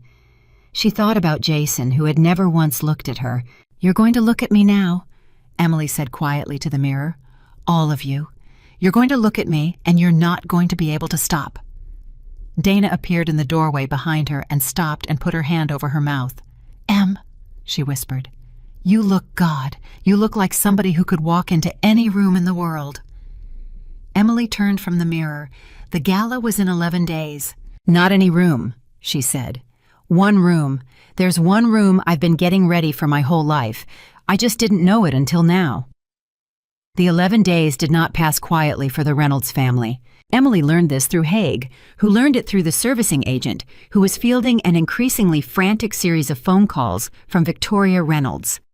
Because once Victoria had been told that the debt holder would only meet her at the gala, something in her had begun to unravel. She had spent her whole life being the one who granted or withheld access, the one who decided who mattered and who didn't.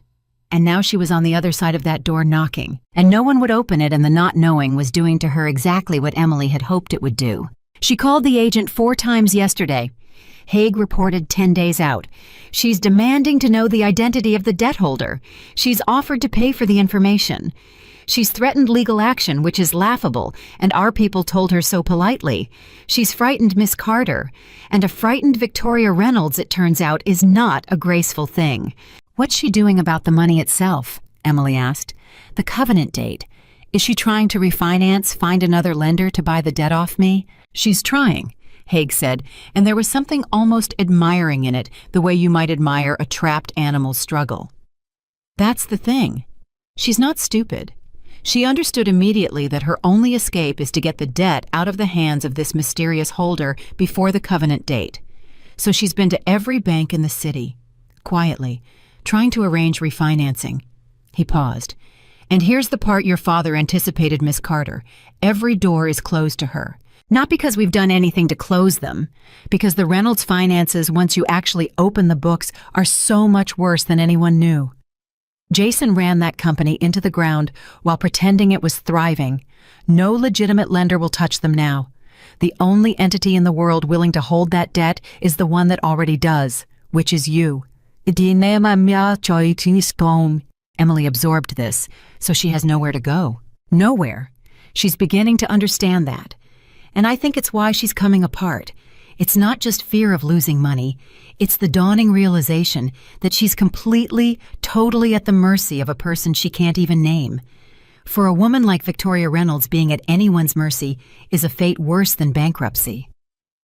Haig set down his folder. "There's something else you should know. Something the agent mentioned. Victoria's been telling people her inner circle that once she finds out who holds the debt, she'll handle them. Her word. Handle them. She's assuming it's some rival she can bully or bribe or blackmail. She has no concept that the person on the other side of this is someone she personally destroyed. It hasn't crossed her mind. Not once. Because in her world, the people she destroys stay destroyed. They don't come back holding the deed to everything. Emily was quiet for a moment. "She really doesn't think about me at all, does she?" she said. It wasn't quite a question. 3 months, and she hasn't wondered once where I ended up. "No," Haig said gently. I don't believe she has. To Victoria Reynolds, you stopped existing the moment you walked out of that courthouse. You were a problem, and the problem was solved, and solved problems don't occupy space in a mind like hers. He looked at her. That's going to make the gala rather remarkable, Miss Carter, because a person can only be truly stunned by something they never saw coming, and she is not going to see you coming, right up until the moment she does. The days ground on, and while Victoria unraveled, Emily prepared. Clara worked with her every single day now, and the work had changed character. It was no longer about teaching Emily anything. It was about rehearsal. Clara would set up scenarios. You've just entered the room. A donor you don't know approaches and tries to test you to figure out if you're important. What do you do? And Emily would show her.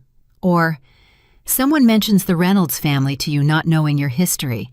They ask if you know them. What do you say?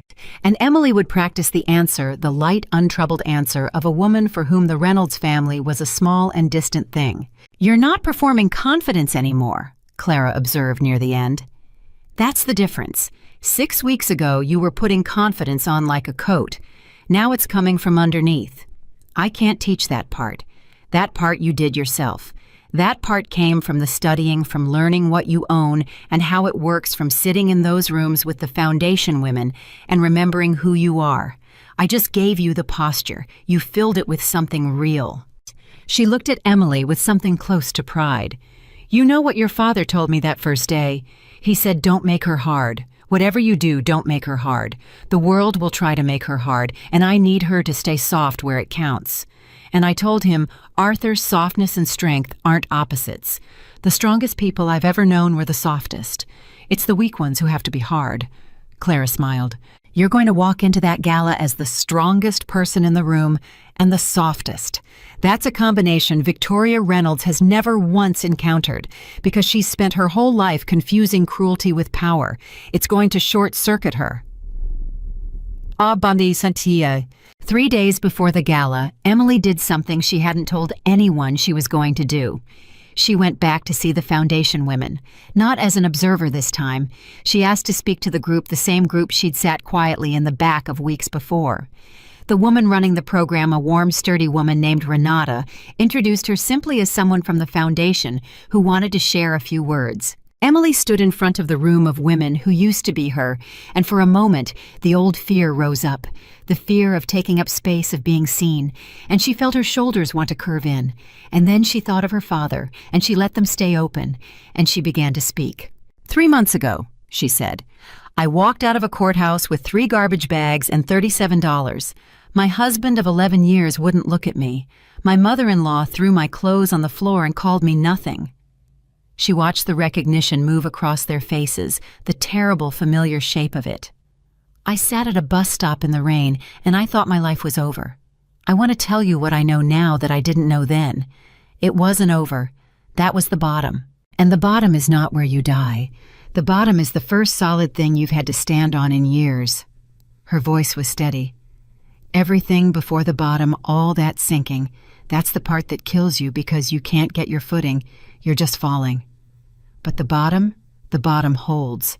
You can push off the bottom. I know because I did. I'm still doing it.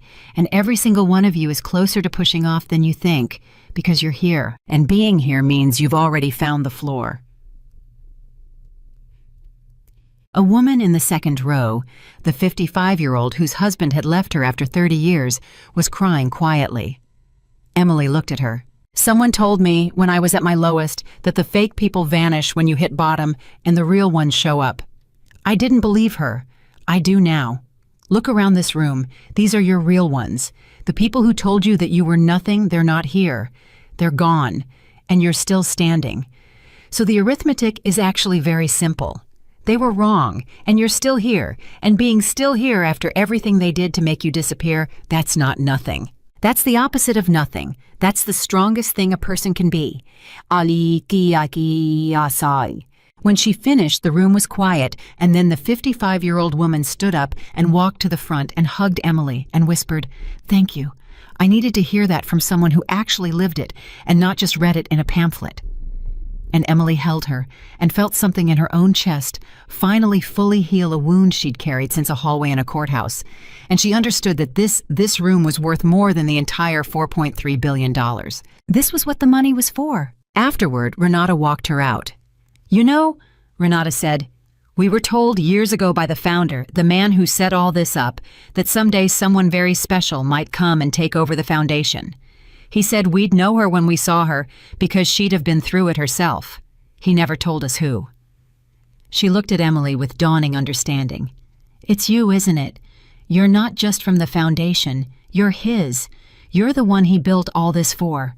Emily didn't confirm it directly, but she smiled and her eyes were wet, and Renata put a hand over her heart and said, "Then he built well, because you're exactly what he promised."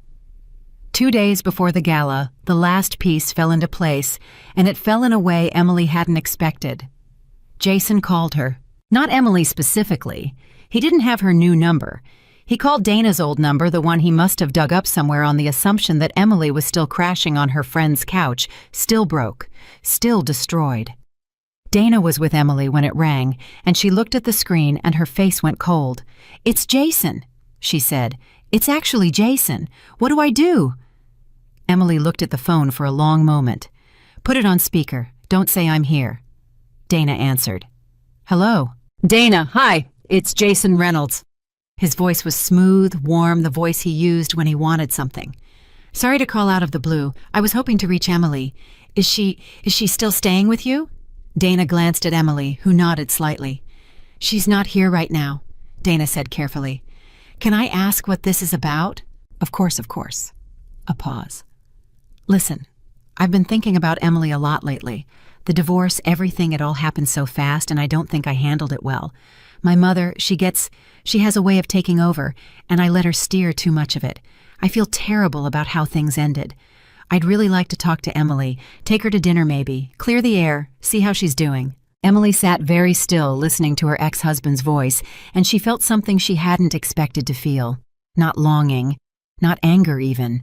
She felt a kind of clinical curiosity, the way you might examine a scar and marvel that it once bled. "That's kind of you," Dana said, her voice admirably neutral. "Why now, though? It's been 3 months. Why the sudden concern?" There was a pause on the line, a fraction of a second too long, and in that pause, Emily heard everything. "No sudden concern," Jason said a touch too quickly. "I've been worried about her the whole time. Things have been complicated with the business, and I finally have some breathing room, and I want to make sure she's okay. That's all. She was my wife for 11 years, Dana. You don't just stop caring." Emily reached over and muted the phone. "He knows," she said quietly to Dana. "Somehow. He doesn't know it's me, he can't, but he knows the debt holder is someone connected to the foundation, and he's scrambling, and someone in his orbit must have mentioned that the Carter Foundation is coming to the gala. And Carter, my maiden name, my father's name. It's rattling around in his brain even if he can't place it. He's not calling because he misses me. He's calling because he's drowning and he's reaching for anything that floats." She almost laughed. "He thinks I'm still on your couch. He thinks he can charm his broke ex-wife into what's softening him up, vouching for him. He doesn't even know what he's reaching for. He just knows the ground is moving and he's looking for something to hold on to. And his brain dug up the one person he threw away on the theory that maybe she's still pathetic enough to be useful." Dana looked sick. "That's God that's so much worse than if he'd just been cruel. This is calculated. He's trying to use you as a life raft." Emily unmuted the phone. "Dana," she said, and Jason went silent on the line because it wasn't Dana's voice. "Emily?" Jason's voice changed instantly, warmed, brightened, and the speed of the change told her everything about how genuine any of it was. "Emily, you're there. God, it's good to hear your voice. How are you? How have you been?" "I've been fine, Jason," Emily said. Her voice was calm and level and gave him nothing. Clara would have been proud. "Better than fine, actually." I'm so glad to hear that. Listen, I meant what I said to Dana. I've been thinking about you, about us, about how it all ended.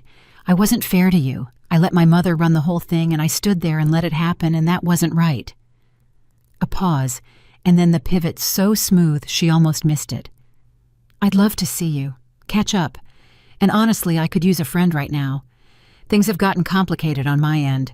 The business, we've hit a rough patch. Nothing we can't handle, but it's stressful, and I keep thinking about the old days when it was just us before all the family stuff.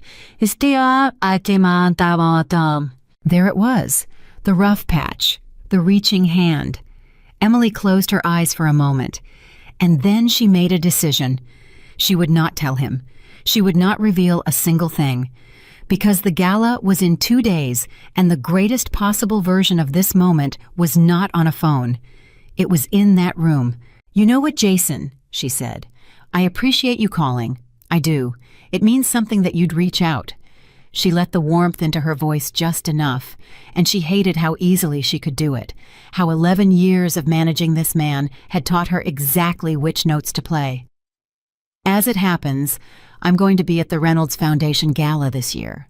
The silence on the line was total. Jason said, "You're going to the gala." "I am. I've gotten involved with a charity and they have a seat, so I'll see you there. We can catch up in person." She smiled, though he couldn't see it. "It'll be just like old times." "Emily, are you sure that's a good idea? My mother will be there. It could be awkward, and I don't want you to feel—" "Oh, I won't feel awkward at all, Jason," Emily said. "I promise you. I'm completely comfortable with how things are going to go."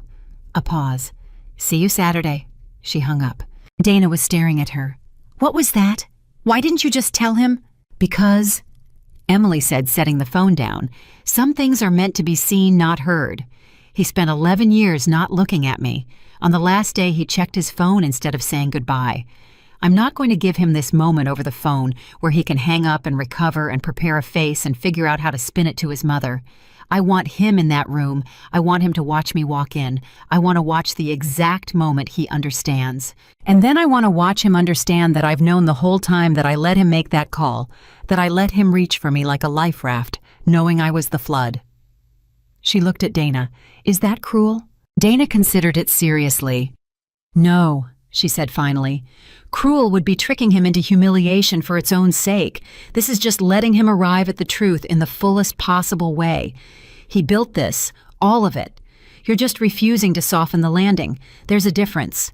"My father said that exact thing in his letter," Emily murmured. "That he'd arranged all the pieces but deliberately not pulled a trigger. That the choice was mine." She looked at her hands. "I keep thinking about what kind of woman I want to be when I walk into that room, and I've decided. I don't want to be a woman who takes revenge. I want to be a woman who simply finally cannot be ignored. I don't need to hurt them. I just need to exist so completely in front of them that all the erasing they did comes undone in a single moment. And then whatever they feel, the fear, the shame, the regret, that's not something I'm doing to them. That's just them finally seeing what was always there." The night before the gala, Emily could not sleep. She sat by the window in her suite in her robe with her father's letter, and she read it one more time, all 3 pages, and she lingered on the ending. "Be powerful, my whole heart. But more than that, be kind. Be the kind of person who is both strong and good. Be the kind I always knew you were." And she thought about the covenant date 12 days after the gala now. She thought about the fact that she held the power to erase the Reynolds family the way they'd erased her to call the debt and watch their whole world collapse in an afternoon. She could do it. It was entirely within her power. Her father had built the machine specifically so that she could. And she had decided she wasn't going to. Not like that. She'd made the decision quietly over the past weeks without announcing it even to herself. And now the night before the gala, she understood it fully. She would restructure the Reynolds debt. She would not forgive it. She was not a saint, and they had earned no forgiveness, but she would not detonate it either. She would hold it. She would let them live inside her hand, aware every single day of exactly whose ground they stood on, exactly who could end them, and had chosen not to. Because collapse would be over in an afternoon, and then it would be done, and they could tell themselves they'd been unlucky, been ambushed, been victims. But to live every day in the knowledge that the woman they'd called nothing held their entire world and was simply choosing not to close her fist, that was not revenge. That was justice with a memory. That was a wall coming down slowly in reverse so they could feel every brick. And there was one more thing she'd decided, the thing that made it all make sense, the thing her father had built the foundation for. She would make it conditional. The restructuring, the survival of the Reynolds business, all of it. She would tie it to terms. And the terms would not be about money. The terms would be that the Reynolds family fund in perpetuity, out of their own diminished pockets, the work of the Carter Foundation. The women they helped, the women exactly like the woman Victoria had thrown out with the trash. Victoria Reynolds would spend the rest of her working life financing the rescue of women just like Emily, and she would have to sign the papers herself, and she would know every quarter when the payment went out exactly what she was paying for and why. Emily set down the letter. "That's the ending, Dad," she whispered to the photograph on the nightstand, to the laughing young man holding a baby up to the light. "Not their collapse, their reckoning. You built the machine. But I get to decide what it makes, and it's going to make something good out of what they broke. That's better than revenge. That's the only thing better than revenge." She looked out over the city one last time before bed. Somewhere out there in a big, cold house, Victoria Reynolds was lying awake, terrified of a debt holder with no name, unable to imagine that the shape of her doom was a woman she'd already forgotten. Somewhere out there, Jason was rehearsing charming things to say to his broke ex-wife at a gala, not knowing he'd already begged a hurricane for shelter. And here at the top of the city, Emily Carter sat calm and awake and ready, a woman who no longer curved her shoulders in, no longer dropped her eyes, no longer asked permission to take up space. Tomorrow she would walk into the one room she'd been getting ready for her whole life. Tomorrow she would sit at table 4. She turned off the light, and in the dark she was not afraid at all. She turned off the light, but sleep did not come. Around 2 in the morning she gave up, put on her robe, and found Dana awake too, sitting in the suite's living room with a cup of tea, unable to sleep either. "You couldn't sleep?" Emily asked. "Are you kidding?" Dana laughed softly. "My best friend inherited $4 billion and is about to walk into the lion's den tomorrow. I haven't slept properly in a week." She patted the couch beside her. "Sit. Talk to me. What's going on in that head of yours?" Emily sat. For a while she didn't say anything. Then quietly she said the thing that had actually been keeping her awake. "I'm scared I'm going to walk into that room and turn back into her," she said. "The old me, the one who curved her shoulders in. I've spent 6 weeks becoming someone new, but that room, Dana, that room is where it all happened. Those are the people who watched me get small. What if I walk in and my body just remembers? What if I stand in that doorway and 11 years come flooding back and I shrink right there in front of all of them?" Dana set down her tea. "Can I tell you something Clara told me because she pulled me aside last week and said something I've been holding on to for you?" She turned to face Emily. "She said the old Emily isn't your enemy. She said the mistake people make is thinking you have to kill your old self to become your new self. She said that scared woman who curved her shoulders in, she's the one who survived 11 years in that house. She's the one who kept you alive. She's the reason you're here. You don't walk into that room having killed her.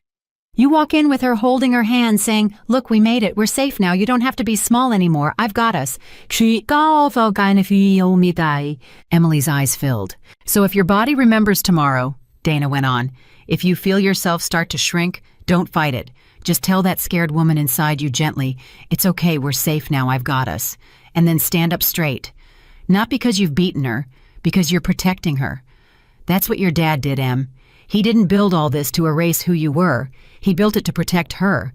The little girl in that photograph, she's still in there. You're not walking into that room to prove she was wrong to be scared. You're walking in to make sure she never has to be scared again."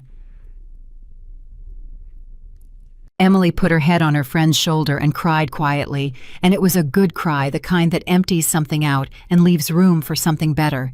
And when it was done, she felt calm in a way she hadn't felt in weeks.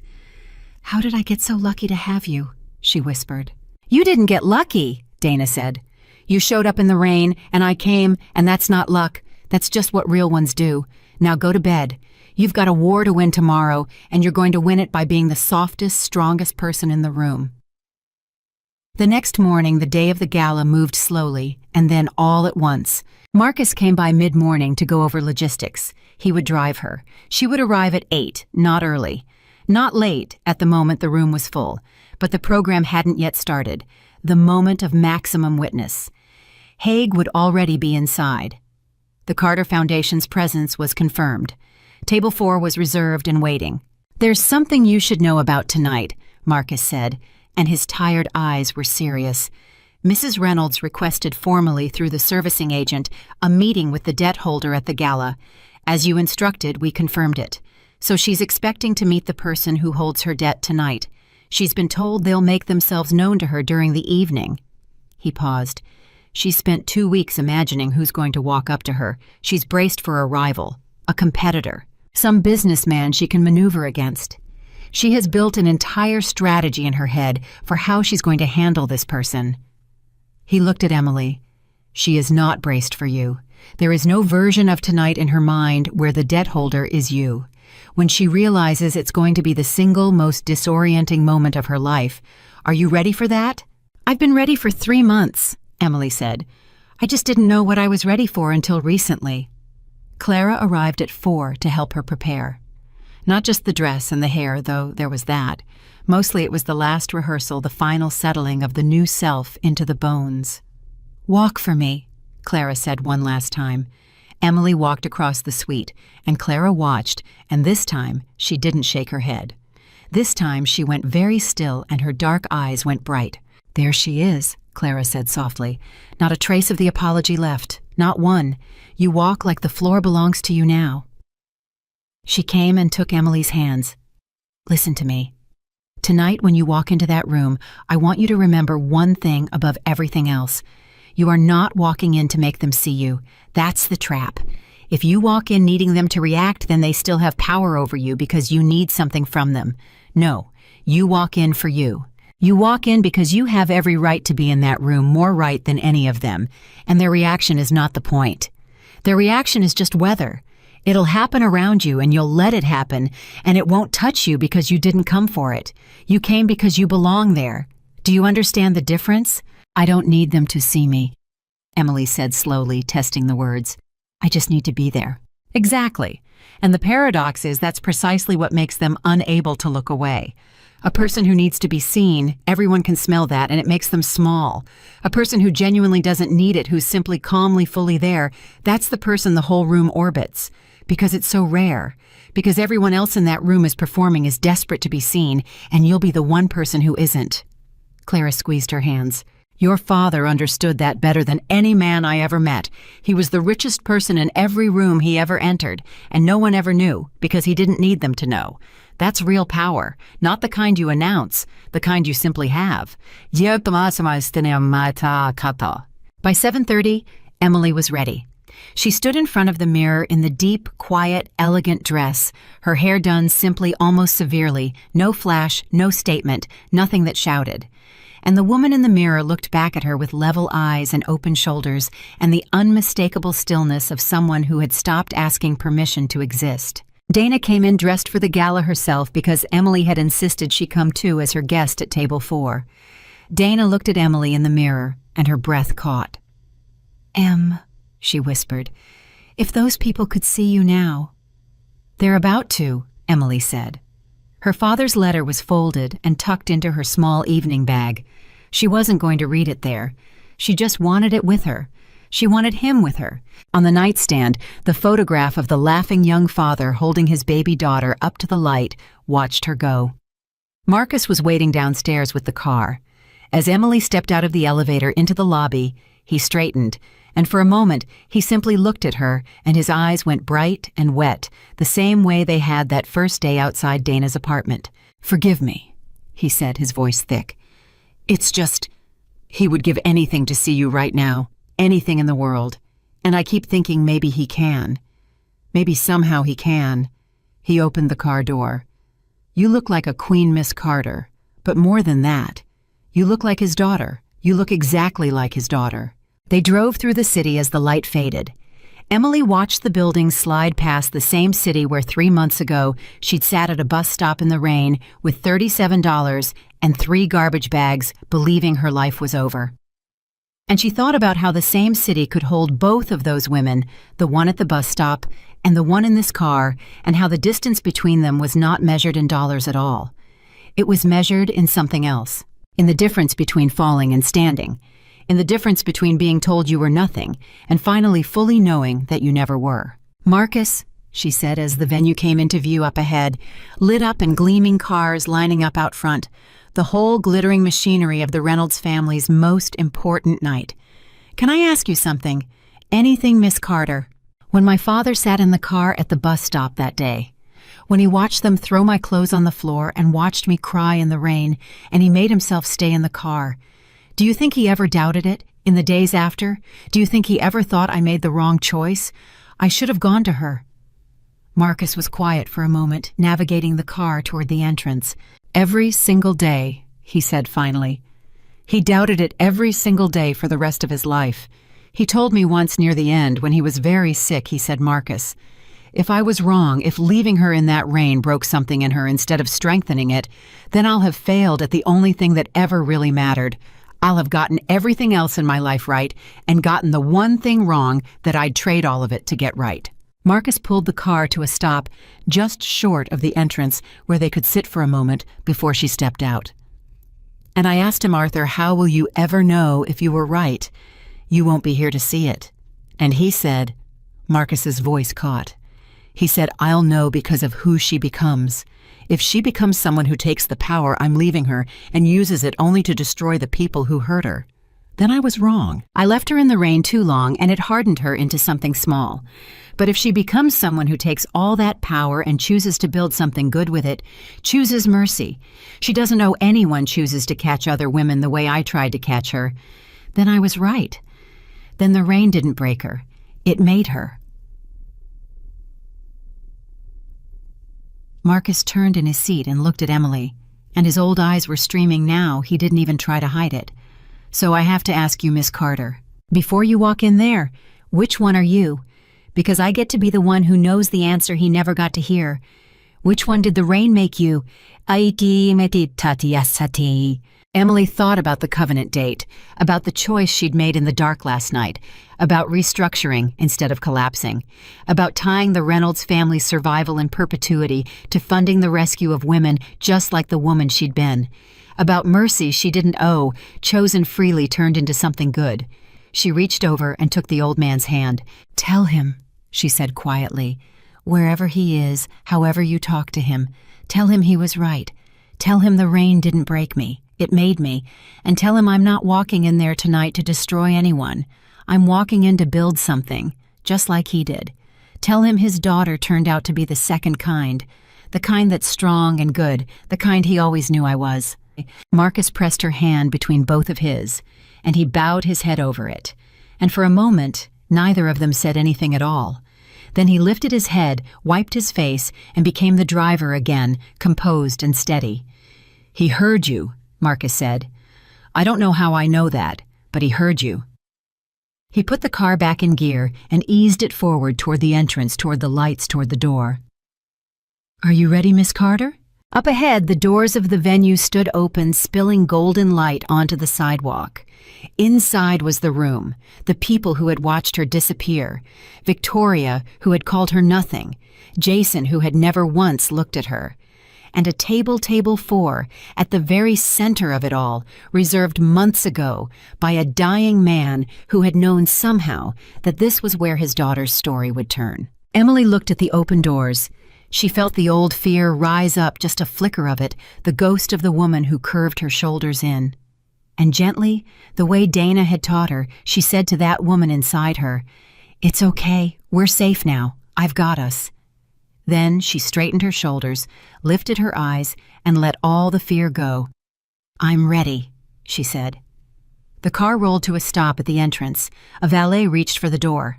Emily Carter took one last breath, the last breath of the woman she was about to stop being able to hide, and stepped out of the car into the light.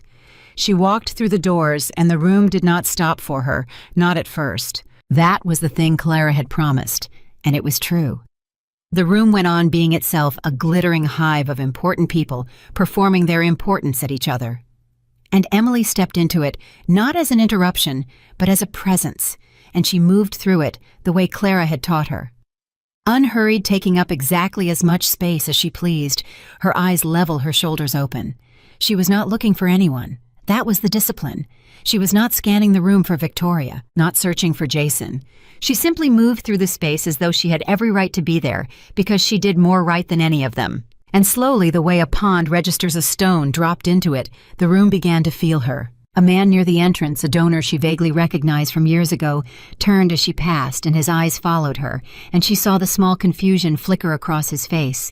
The sense that he knew her from somewhere but couldn't place her, because the woman he half remembered had been small and quiet, and always half a step behind Jason Reynolds, and this woman was neither small nor quiet nor behind anyone. Haig found her within a minute, materializing at her side, with 2 glasses of something, handing her one, murmuring, "Table 4 is just ahead to the left of the stage. You've been noticed already. 3 people have asked me who you are. I told them you represent the Carter Foundation. The name is doing interesting things around the room. Carter. People are starting to wonder." His eyes glinted. "The debt holders' meeting with Mrs. Reynolds is set for during the dinner service. She's been told the party will approach her table. She's braced. She's watching the door for whoever she thinks is coming." A pause. "She's looked at you twice already and dismissed you both times. She doesn't recognize you. You've changed too much." Emily took a sip from the glass. "Where is she?" "Don't look for her," Haig said gently. "Remember, you didn't come for her. Sit at your table. Be present. Let the room come to you. It already is." Emily let him guide her toward table 4, and as she moved, she felt the eyes multiplying, felt the low current of attention shifting in her direction, the way a room's weather changes when someone new and unreadable enters it. Because she was unreadable. That was the thing. Everyone else in the room came with a label, attached a known quantity, a place in the hierarchy. Emily came with nothing but her presence, and a name people were beginning to whisper. And in a room built on knowing exactly who everyone was, an unknown who carried herself like she owned the floor was the most magnetic thing imaginable. She reached table 4. Dana was already seated, and beside her were 2 empty chairs and several occupied ones, and Emily recognized the occupants as she sat, and her breath caught just slightly, because these were not minor people. These were some of the most significant donors and figures in the entire city. The people who sat closest to the stage, the people everyone else in the room wanted the attention of. Her father had bought her a seat not at the edge of the room, but at its beating heart. An older woman to her left, elegant, sharp-eyed, a name Emily knew from the business pages, turned to her with frank curiosity. "I don't believe we've met, and I know everyone at this table. You are Emily Carter," Emily said. And she said it the way Clara had taught her, simply with no apology and no performance, letting the name sit in the air. The woman's eyes sharpened. "Carter, as in the Carter Foundation, as in the Carter Foundation. I've admired that foundation's work for years," the woman said slowly. "The founder was famously private. No one ever knew who was behind it. And now here you are at table 4 with the founder's name." She studied Emily with open, recalculating interest. "You're connected to him, aren't you? The man who built it." "He was my father," Emily said, and it moved through the table like a small electric current. That phrase, "my father," connected to a name and a foundation, and a level of quiet wealth that everyone at that table understood in their bones, even if the rest of the room didn't yet. The elegant woman set down her glass. The man across the table leaned in. And Emily, who 3 months ago had crawled across a courthouse floor gathering her clothes off the tile, found herself at the center of a table of the most powerful people in the city. All of them turned toward her, all of them wanting to know more. She did not perform for them. She answered their questions simply and honestly, and asked them questions in return, real ones, because she had spent 6 weeks learning how the world she now belonged to actually worked, and she could hold her own in any conversation at that table, and they felt it, the substance underneath the presence. This was not a pretty young heir coasting on a fortune. This was someone who understood things, someone who had, they could all sense it, been through something and come out the other side made of iron. And across the room, Victoria Reynolds was working the crowd. Emily didn't watch her. She didn't need to. She could track Victoria's progress by the way the room bent around her, the little eddies of deference and social calculation that followed a woman like Victoria wherever she went. Emily knew that walk, that laugh, that way of touching an arm and leaning in and making a person feel briefly chosen. She'd watched Victoria do it at a dozen galas. She'd once been on the receiving end of it herself back in the very beginning, before Victoria had decided what Emily was. The dinner service began, and Emily knew from Haig that this was when it would happen. Somewhere in the room, Victoria was expecting the debt holder to approach. She was braced for a stranger, a rival, a man in a suit she could maneuver against. She had built a whole strategy for it, and she had no idea that the strategy was worthless because there was no maneuvering against what was actually coming. It was Jason who saw her first. He'd been circulating too, playing the role of the gracious host's son, and at some point during the first course he drifted toward the front of the room, toward the important tables, and his eyes swept across table 4, the way everyone's eyes swept across table 4, drawn by the gravity of the people sitting there. And his gaze passed over Emily and moved on, and then half a second later snapped back. She watched it happen. She had promised herself she wouldn't search for them, and she hadn't, but Jason had come into her field of view on his own, and so she let herself look at him calmly, levelly, as his face went through its transformation. First the blankness of non-recognition, then the flicker of familiarity, then the widening of the eyes as the pieces refused to fit, as his brain insisted that the woman at the center of table 4 could not possibly be the woman he'd left crawling across a courthouse floor, the woman he'd called 2 days ago on the assumption she was still broke and sleeping on a couch, the woman who'd said oh so lightly, "See you Saturday." Jason froze. He was standing in the middle of the room with a drink in his hand, and he simply stopped mid-step and stared at her. And Emily held his gaze, and she did not smile, and she did not glare. She just looked at him fully, the way he had never once looked at her. And she let him see that she saw him, and that she had known the whole time exactly what his phone call was. She watched him understand it. She watched him understand that she'd been at table 4 the whole time he was on the phone rehearsing charming things to say to his pitiful ex-wife. She watched the blood drain from his face. He didn't come over. He couldn't. He turned too fast and nearly collided with a waiter, and he set his drink down somewhere, and he moved toward the edge of the room, toward his mother. And Emily watched him go, find Victoria, watched him lean in and say something urgent in her ear, and watched Victoria wave him off, annoyed not listening because Victoria was watching the door, still waiting for the debt holder she thought was coming. And her son was babbling about something that couldn't possibly matter as much as the meeting that would decide whether the family survived. And then Jason said something that made Victoria stop. Emily saw it. She saw Victoria go still. She saw Jason gesture once small and desperate toward the front of the room, toward table 4, and she saw Victoria turn. Their eyes met across the entire room. For a long moment, nothing happened. Victoria's face did exactly what Jason's had done. The blankness, the flicker, the refusal. Emily watched the woman who had called her nothing look directly at her and fail at first to see her, because the Emily in Victoria's mind was a solved problem, a discarded thing, a woman who did not exist anymore. Victoria's eyes actually moved away, dismissing her, and then Jason must have said the name, must have said Carter, because Victoria's eyes snapped back, and this time they stayed. And Emily watched the exact instant the wall came down, the exact instant the impossible became undeniable, the exact instant Victoria Reynolds understood. Emily saw her mouth form a word. She was too far to hear it, but she could read it on the woman's lips. You. Emily did not react.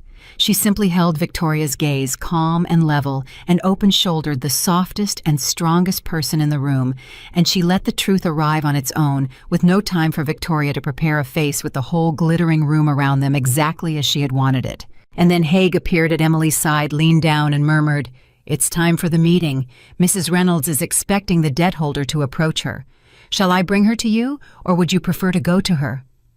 Emily considered it, and she made her choice. "Neither," she said quietly. "Ask her to come to table 4. Tell her the debt holder is seated here and would be pleased to speak with her. Don't tell her who, just tell her the table." Haig's mouth twitched. He straightened and made his way across the room. Emily watched him reach Victoria, watched him speak, watched Victoria's face, already reeling, absorb this new piece of information that the debt holder, the mysterious entity that held her entire world in its hand, was seated at table 4, the same table, the impossible table. and Emily watched the two truths collide in Victoria's mind, the woman she'd thrown out and the person who could destroy her, and watched them slowly, horribly resolve into a single person. Victoria crossed the room. She walked with the remnants of her old imperiousness, her chin still lifted, her posture still that of a queen. But Emily could see the cracks in it, the stiffness, the way she was holding herself together through sheer force of will. She stopped at table 4. She looked down at Emily, and for a moment, just a moment, the old dynamic tried to reassert itself. The mother-in-law looking down at the discarded wife, and Emily saw Victoria reach for it. Reach for the contempt that had always come so easily. "Emily," Victoria said. Her voice was tight. "What a surprise! I didn't realize you'd be here. I understood there was some business matter to discuss with a party at this table, so if you'll excuse me, I need to—" "Sit down, Victoria," Emily said. She didn't say it cruelly. She said it calmly, quietly, with the total authority of a person who no longer needed anything from the person she was speaking to. And it stopped Victoria cold, because it was not the voice of the woman she'd erased. It was the voice of someone standing on solid ground. "I beg your pardon. The business matter you're looking for," Emily said, "is me. I'm the party at this table. I'm the debt holder." She let it land. She watched it land. "Sit down. We're going to have a conversation, and I'd rather have it with you sitting than standing, because I don't want anyone in this room to think I'm making you stand there like a supplicant. I'm not that kind of person. I never was. So please, sit." Victoria sat. She sat because her legs, Emily suspected, had stopped being reliable. She sat in the empty chair beside Emily, and up close, Emily could see everything the woman was trying to hide, the fear, the disorientation, the frantic recalculation, the desperate search for a foothold in a situation that had no footholds. "This is impossible," Victoria said very quietly, so the table couldn't hear. "You had nothing. You walked out of that courthouse with nothing. How are you?" "My father died," Emily said, 3 months ago. Right around the time you were throwing my clothes on the floor and calling me nothing, actually. He left me everything." She kept her voice low and even. "You met him once, Victoria. Do you remember an old man in a work jacket standing at your gate about 4 years ago? You told him you didn't give handouts. You told him the staff entrance was around the back.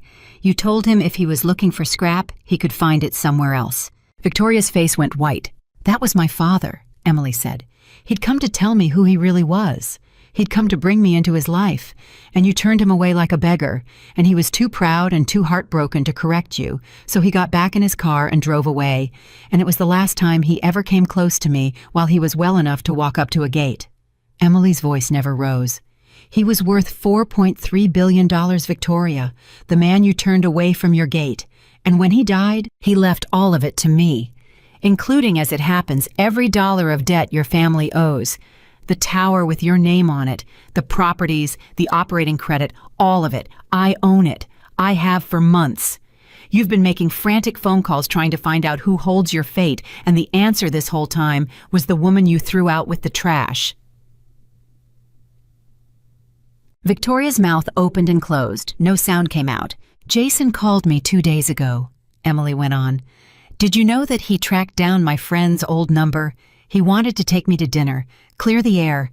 He said he'd been thinking about me, that he felt terrible about how it ended, that he could use a friend right now because the business had hit a rough patch." Emily smiled faintly without warmth. "He was reaching for a life raft, Victoria. He just didn't know he was reaching for the flood. I let him make that whole call, believing I was still broke and useful, because I wanted him to arrive at the truth tonight in this room the same way you just did, with nowhere to hide his face." She let Victoria sit with that for a moment. Across the room, Jason was watching them ashen, unable to look away, and Emily knew he could tell from his mother's collapsing posture that everything was ending. "Now," Emily said, and her voice changed, became businesslike. Became the voice of the woman who had spent 6 weeks learning exactly how her fortune worked. "Here's what happens next, and I want you to listen carefully, because I'm only going to say it once. The covenant date on your debt is in 12 days. On that date, I have the right to call every loan due at once. If I do that, your family's entire financial structure collapses in an afternoon. The tower, the properties, all of it gone. You would be by the end of the month exactly what you told me I was. Nothing, with nothing, out on a curb with your life in bags. Victoria made a small sound. I'm not going to do that, Emily said. Victoria looked up. I could, Emily said. I have every right to. And a part of me, the part that remembers a hallway and a garbage bag bursting open on the tile, that part wants to. But I'm not going to, and I want you to understand exactly why, because the why matters more than anything. She leaned in just slightly. My father left me a letter. In it, he told me that revenge is a small, poor thing. He told me to be powerful, but more than that, to be kind. To be the kind of person who is both strong and good, because the world has enough powerful people who are cruel and too few who are both. He built his whole fortune quietly helping people, and he built a foundation, the Carter Foundation, that exists to catch women who've been discarded. Women who were told they were nothing. Women exactly like the woman you threw out 3 months ago. Emily reached into her small evening bag and withdrew a single folded document and set it on the table between them. So here's what's going to happen instead of your collapse. I'm going to restructure your debt. I'm going to hold it, not forgive it. Hold it so that you and Jason will live every single day for years, knowing precisely whose ground you stand on. Knowing that I could end you and chose not to. That's not mercy exactly. Call it justice with a memory. But the restructuring comes with one condition, and it's not negotiable, and you're going to sign it tonight. She tapped the document. The Reynolds family will fund in perpetuity, out of your own diminished pockets, the work of the Carter Foundation.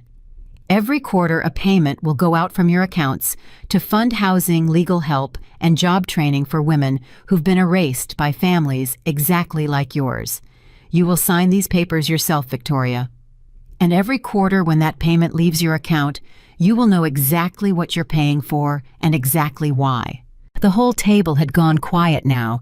They couldn't hear the specifics, but they could feel the gravity of it, and they were watching, and Victoria knew they were watching. You want me, Victoria whispered, to spend the rest of my life funding a charity for women like you. I want you, Emily said, to spend the rest of your life doing one genuinely good thing, whether you mean it or not. You took everything from women who couldn't fight back. Now you're going to give it back to hundreds of them forever. Your money is going to rescue the exact kind of woman you tried to destroy. And there's a poetry to that I think even you can appreciate. She slid a pen across the table. Sign it, and your family survives humbled but intact. Refuse it. And I call the debt in 12 days and you find out what the bus stop feels like in the rain. It's the only choice you have left, Victoria. It's the only choice I'm giving you, which if you think about it, is one more choice than you gave me. Victoria stared at the document. Her hand shook, and then because there was no other move on the board, because Emily had built the position so perfectly that there was only one square left to move, Victoria Reynolds picked up the pen and she signed. Emily took the paper back and returned it to her bag, and for a moment neither of them said anything. Why? Victoria finally said, and her voice was small, smaller than Emily had ever heard it. Why didn't you just destroy us? You could have. I would have. If our positions were reversed, I would have burned you to the ground, and I wouldn't have lost a minute of sleep. Why didn't you? Emily considered the question seriously. Because if I'd destroyed you, she said, then you'd have made me into you. And my father didn't leave me a fortune so I could become the person who hurt me. He left it so I could become something better. Destroying you would have been the end of the story, a clean, satisfying small end, and then it would have been over, and I'd have gone back to being a woman defined by what was done to her. But this way, it's not over.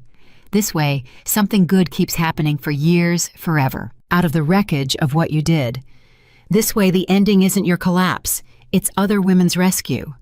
And that's the only thing in the world better than revenge. She looked at Victoria steadily. You called me nothing, Victoria. And instead of proving I could destroy you, which would have proven nothing, I'm going to spend the rest of my life proving I was always something. By building, by catching people, by being exactly the kind of person you could never understand. She paused.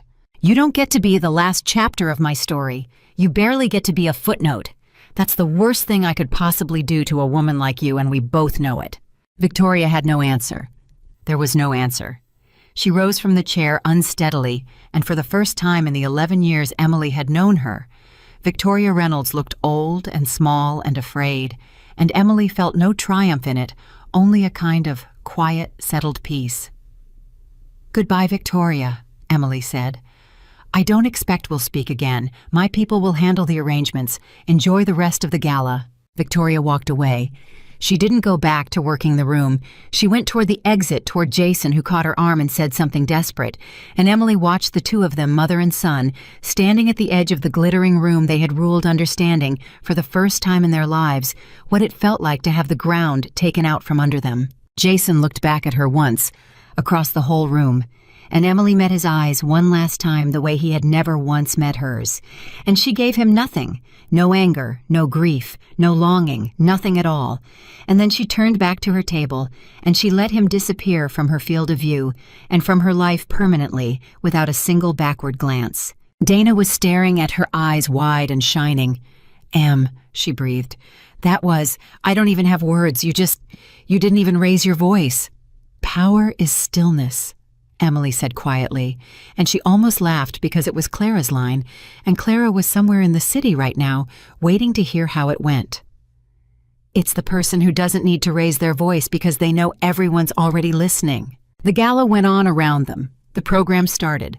There were speeches and applause and the ordinary machinery of an important evening, and Emily sat through it at table 4 at the center of the room, and the people at her table treated her as one of their own, as an equal, as someone whose attention was worth having.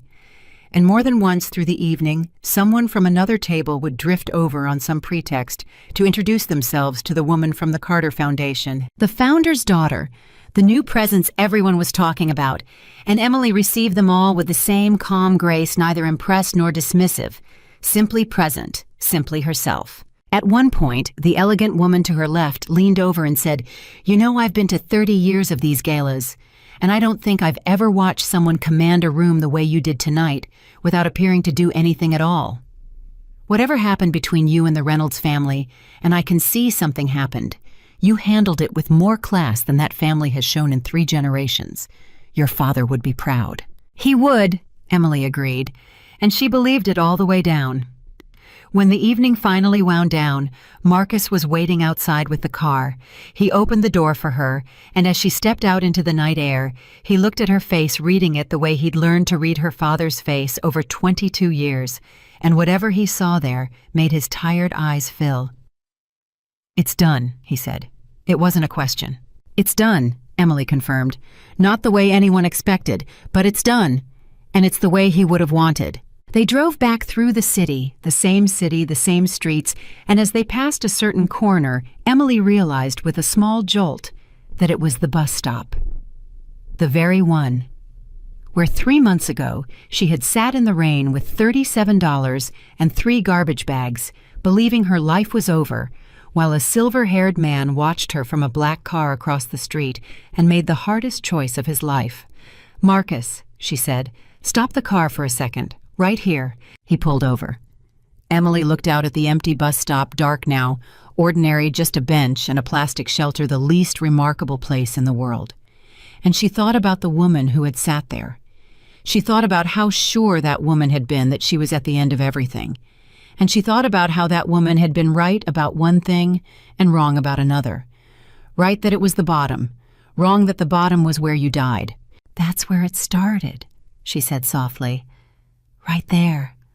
That's where my real life started. My father knew it.